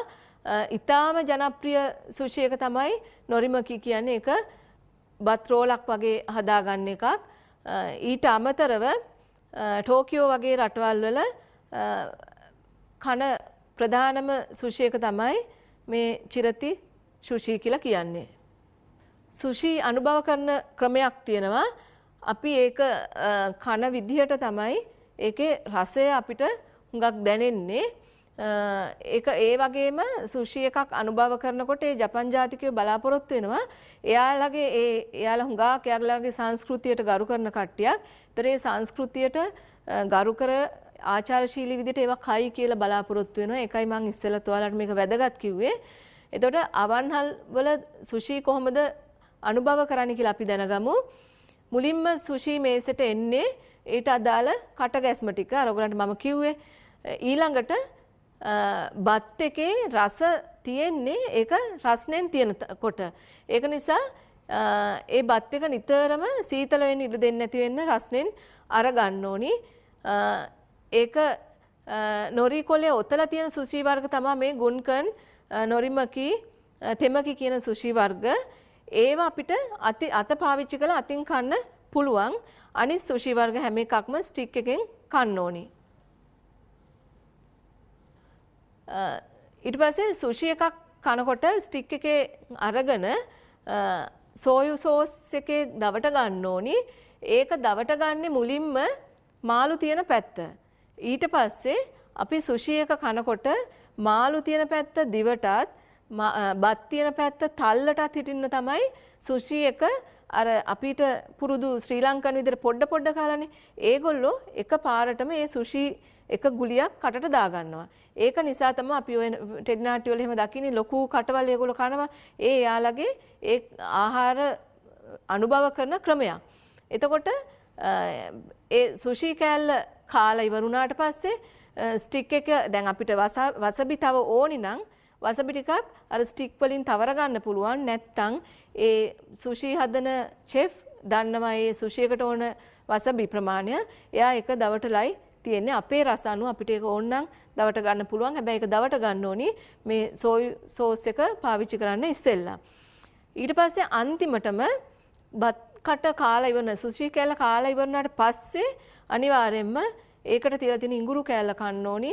එහෙම නැතුව අර සුෂි එකත් එක්ක ඉඟුරු කන්නේ නැහැ. අන්න ඒව තමයි මේගොල්ලන්ගේ තියෙන විශේෂ සුෂි වලට තියෙන ආහාර පුරුදු. හරි. මම දැන් ඔයගලන්ට මෙච්චර වෙලා කියලා දුන්නේ එක එක රටවල් වලට තෝරාගත්ත රටවල් කිහිපයකට අදාළ ආහාර පුරුදු ඒ වගේම ඒ වලට අදාළ කුළුබඩු වර්ග, පිසීමේ ක්‍රම, ඒ වගේ දේවල්, ඒවයි ඉතිහාසය, ඒ වගේ දේවල්. හැබැයි මේ මොන ආහාරය හදන්න දැනගත්තත් අපි මේ ටික දන්නේ නැත්නම් මේ රසයේ ප්‍රාරම්භක කරුණු ටික දන්නේ නැත්නම් මේක කොච්චර අපි වැඩේ දැනගෙන හිටියත් කස්ටමර් කෙනෙකුට එහෙම නැත්නම් අමුත්තෙකුට හොඳ ආහාර වේලක් දෙන්න බැරි වෙනවා. වෛද්‍යවරුන්ගේ වෘත්තිය වගේම සූපවේදියාගේ වෘත්තියත් ඊටාම වැදගත් පුද්ගලයෙක් නිරෝගීව තියන්න. එතකොට අපි දෙන ආහාරයක් නිසා තව කෙනෙක් ලෙඩ වෙනවා නම් ඒක ප්‍රශ්නයක්. ඒ වගේම තමයි අපි දෙන ආහාරයක් නිසා තව කෙනෙක් සතුටු වෙනවා නම් එයා නිරෝගීමත් වෙනවා නම් අපි මේ ආහාර දෙන්නේ කෙනෙක් ජීවත් කරවන්න. එතකොට ඒ ජීවත් කරවන්න දෙන ආහාරය ඊටමත් රසට ඒ වගේම ක්වොලිටියට දෙන්න ඕනි. එතකොට ඒ සඳහා බලපාන කරුණු ටිකක් තමයි මෙතන තියෙන්නේ. රසය ඉස්මතු කරගන්නට බලපාන කරුණු අපි කියනවා පෙනුම. පෙනුම කොහොමද වැදගත් වෙන්නේ? පෙනුම කියලා කියන්නේ මම ඉස්සෙල්ලත් ඔයාලට පැහැදිලි කරා. ඉස්සෙල්ලාම S2 තමයි ආහාරය කන්නේ. එතකොට ඒකට තමයි අපි ගානිෂ් එකක් දාන්නේ. හැම ආහාරයකටම ගානිෂ් එකක් දාන්නේ නැහැ. නමුත් ඒ ආහාරයේ තියෙන ඕනි ක්වොලිටිය අපිට මේක අඳුර ගන්න පුළුවන් වෙන්න ඕනි. සාමාන්‍යයෙන් අපි හැදුවොත් එහෙම බත් එකක් ඒ බත් එක මොන බත් එකක්ද? මේක කිරි බත් එකක්ද? නිකන් සුදු ප්ලේන් රයිස් එකක්ද? මොකක්ද කියන එක අඳුර ගන්න පුළුවන් වෙන්නේ මේ පෙනුමෙන්. ඒ වගේම පාට මම ඔයාලට ඉදිරියේදී පෙන්නන්නම් ඒ දේ ප්‍රැක්ටිකල් එකේදී කොහොමද පාට තියෙන්න ඕනේ. අපි ගන්න කෑමවල කෑම මෙනු එකක් හදාගත්තොත් ඒ මෙනු එකට අනිවාර්යයෙන්ම මේ පාට කියන එක වැදගත් වෙනවා. උදාහරණයක් අපි හදනවා කහ බත් එකක්. එහෙම නැත්නම් yellow rice එකක්. ඒකට පොටැටෝ කරි එකක් හදනවා. ආයේ ඩාල් මේ පරිප්පු කරි එක. ඒ වගේ එකම කලයකින් තියෙන දේවල් හැදුවාම ඒක ඇහැට ප්‍රිය නෑ. එතකොට මේ පාට කියන එක වැදගත් වෙන්නේ ඒකයි. ඊළඟට සුවඳ. හොඳ නහයට හොඳ සුවඳක් කියනවා. මම අර කිව්වේ චයිනීස් රෙස්ටුරන්ට් එකක් ගාවින් යනකොට අපිට විඳින්න දෙන්නේ ඉඟුරු සුදුරු වුණු සුවඳ. එතකොට ඒ සුවඳ ඇපිටයිස් එකක්. ඒ සුවඳට තමයි මේ ආහාරයේ රස විඳින්න අපිට මොළයට පණිවිඩය යන්නේ මේක සුවඳයි රසයි කන්න කියලා. ඊළඟට රස. මේ මොනවා තිබුණත් මේක කනකොට ඒ රස නැත්තම් රසට බලපාන ගොඩක් කරුණු. විශේෂයෙන්ම අපි පාවිච්චි කරන ලුණු. එතකොට ලුණු වැඩි වෙනවා, ලුණු අඩු වෙනවා, ලුණු ගානට. ඒ මට්ටම අනුව මේ රසය කියන එක ඉස්මතු වෙනවා. මං කව කුළු බඩු වලින් රස එනවා. හැබැයි ඒවා වැඩි වුණාම රසය නැති වෙනවා. ඒ වගේ රස ඊටමත් ඍජුවම බලපානවා ආහාරයේ රසය තව ඉස්මතු කරන්න. ඊළඟට සැදී තිබෙන ආකාරය. මේක කොයි විදියටද හැදිලා තියෙන්නේ? මේක හදන්න මං කිව්වා ඉස්සෙල්ලා අර මේක මේ වලට පදමක් කියලා දෙයක් තියෙනවා කියලා. අපි හදලි වුණාට පස්සේ අඳුර ගන්න පුළුවන් ඕනි මේක ඩෙවල් එකක්. මේක බැදුමක්. එහෙම වෙන් කළා අඳුර ගන්න පුළුවන්කම තියෙන්න ඕනි. ඊළඟට ආහාර පිළිගැන්වීමේ නිසි උෂ්ණත්වය. ඒ උෂ්ණත්වය වැදගත් වෙනවා. හැම ආහාරයකටම පිළිගන්වන්න ඕනි උෂ්ණත්වයක් තියෙනවා. අපිට ෆ්‍රයිඩ් රයිස් කන්න බෑ නිවිලා. අපි කිරිබත් කන්න ආස නැහැ ගොඩාක් නිවිලා. ඒ වගේ ඒකට තියෙන්න ඕනේ නිසි උෂ්ණත්වය යටතේ ඒක පිළිගන්වන්න ඕනි. ඊළඟට මේ සාමූහික එකතුව මේ ඔක්කොම එකතු වුණාට පස්සේ තමයි මේකේ රසය හොඳටම ඉස්මතු වෙන්නේ. ඒක නිසා මේකේ මේ පාඩමෙන් ඕගොල්ලෝ වැදගත්ම දේවල් ටික තමයි මම ඔය ඉස්මතු කළ කරේ. ඊට අමතරව මේ පිළිබඳවත් ඕගොල්ලෝ වඩා අවධානය යොමු කරන්න. සූපවේදියෙක් කියන්නේ හොඳ කලාකාරයෙක්. එතකොට ඒ කලාකාරයා තුල මේ දේවල් තියෙන්න ඕනි. අනිත් එක අපේ වෘත්තිය ආගන්තුක සත්කාර ඒ දේ කරනකොට අපි හදවතින් කරන්න ඕනි. අපි ඕගලන්ට උගන්වන්නේ හොටෙල් එකක මුළුතැන්ගිය කියන්නේ ඒ හොටෙල් එකේ හදවත කියලා. එතකොට ඒ හදවත හොඳ වෙන්න ඕනි. හදවත ලෙඩ වෙලා හරියන්නේ නැහැ. ඒක නිසා මේ දේවලුත් මතක තියාගන්න. මම ආහාර වෙන වෙන රටවල දීපු ආහාර ගැන ඕගලන්ට කියලා දුන්නා. ඒවත් මතක තියාගන්න. ඊට අමතරව මම සාරාංශයක් විදිහට ඕගලන්ට කියන්නම්.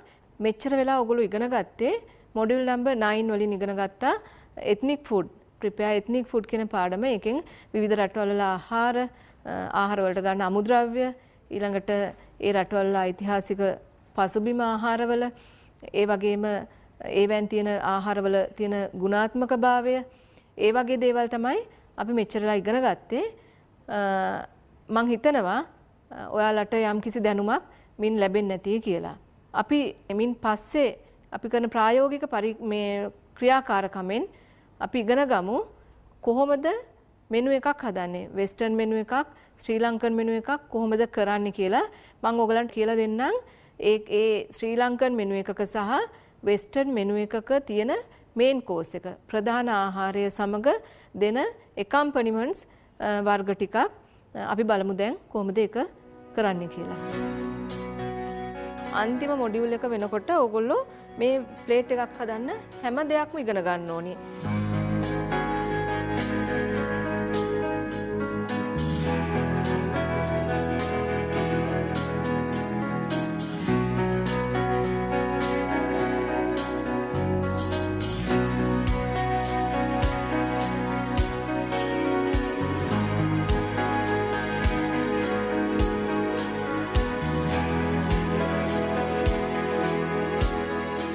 මේ වගේ දෙයක් කරන්න පෙළඹෙන්න කියලාත් මම ඔයගලගෙන් ඉල්ලා සිටිනවා.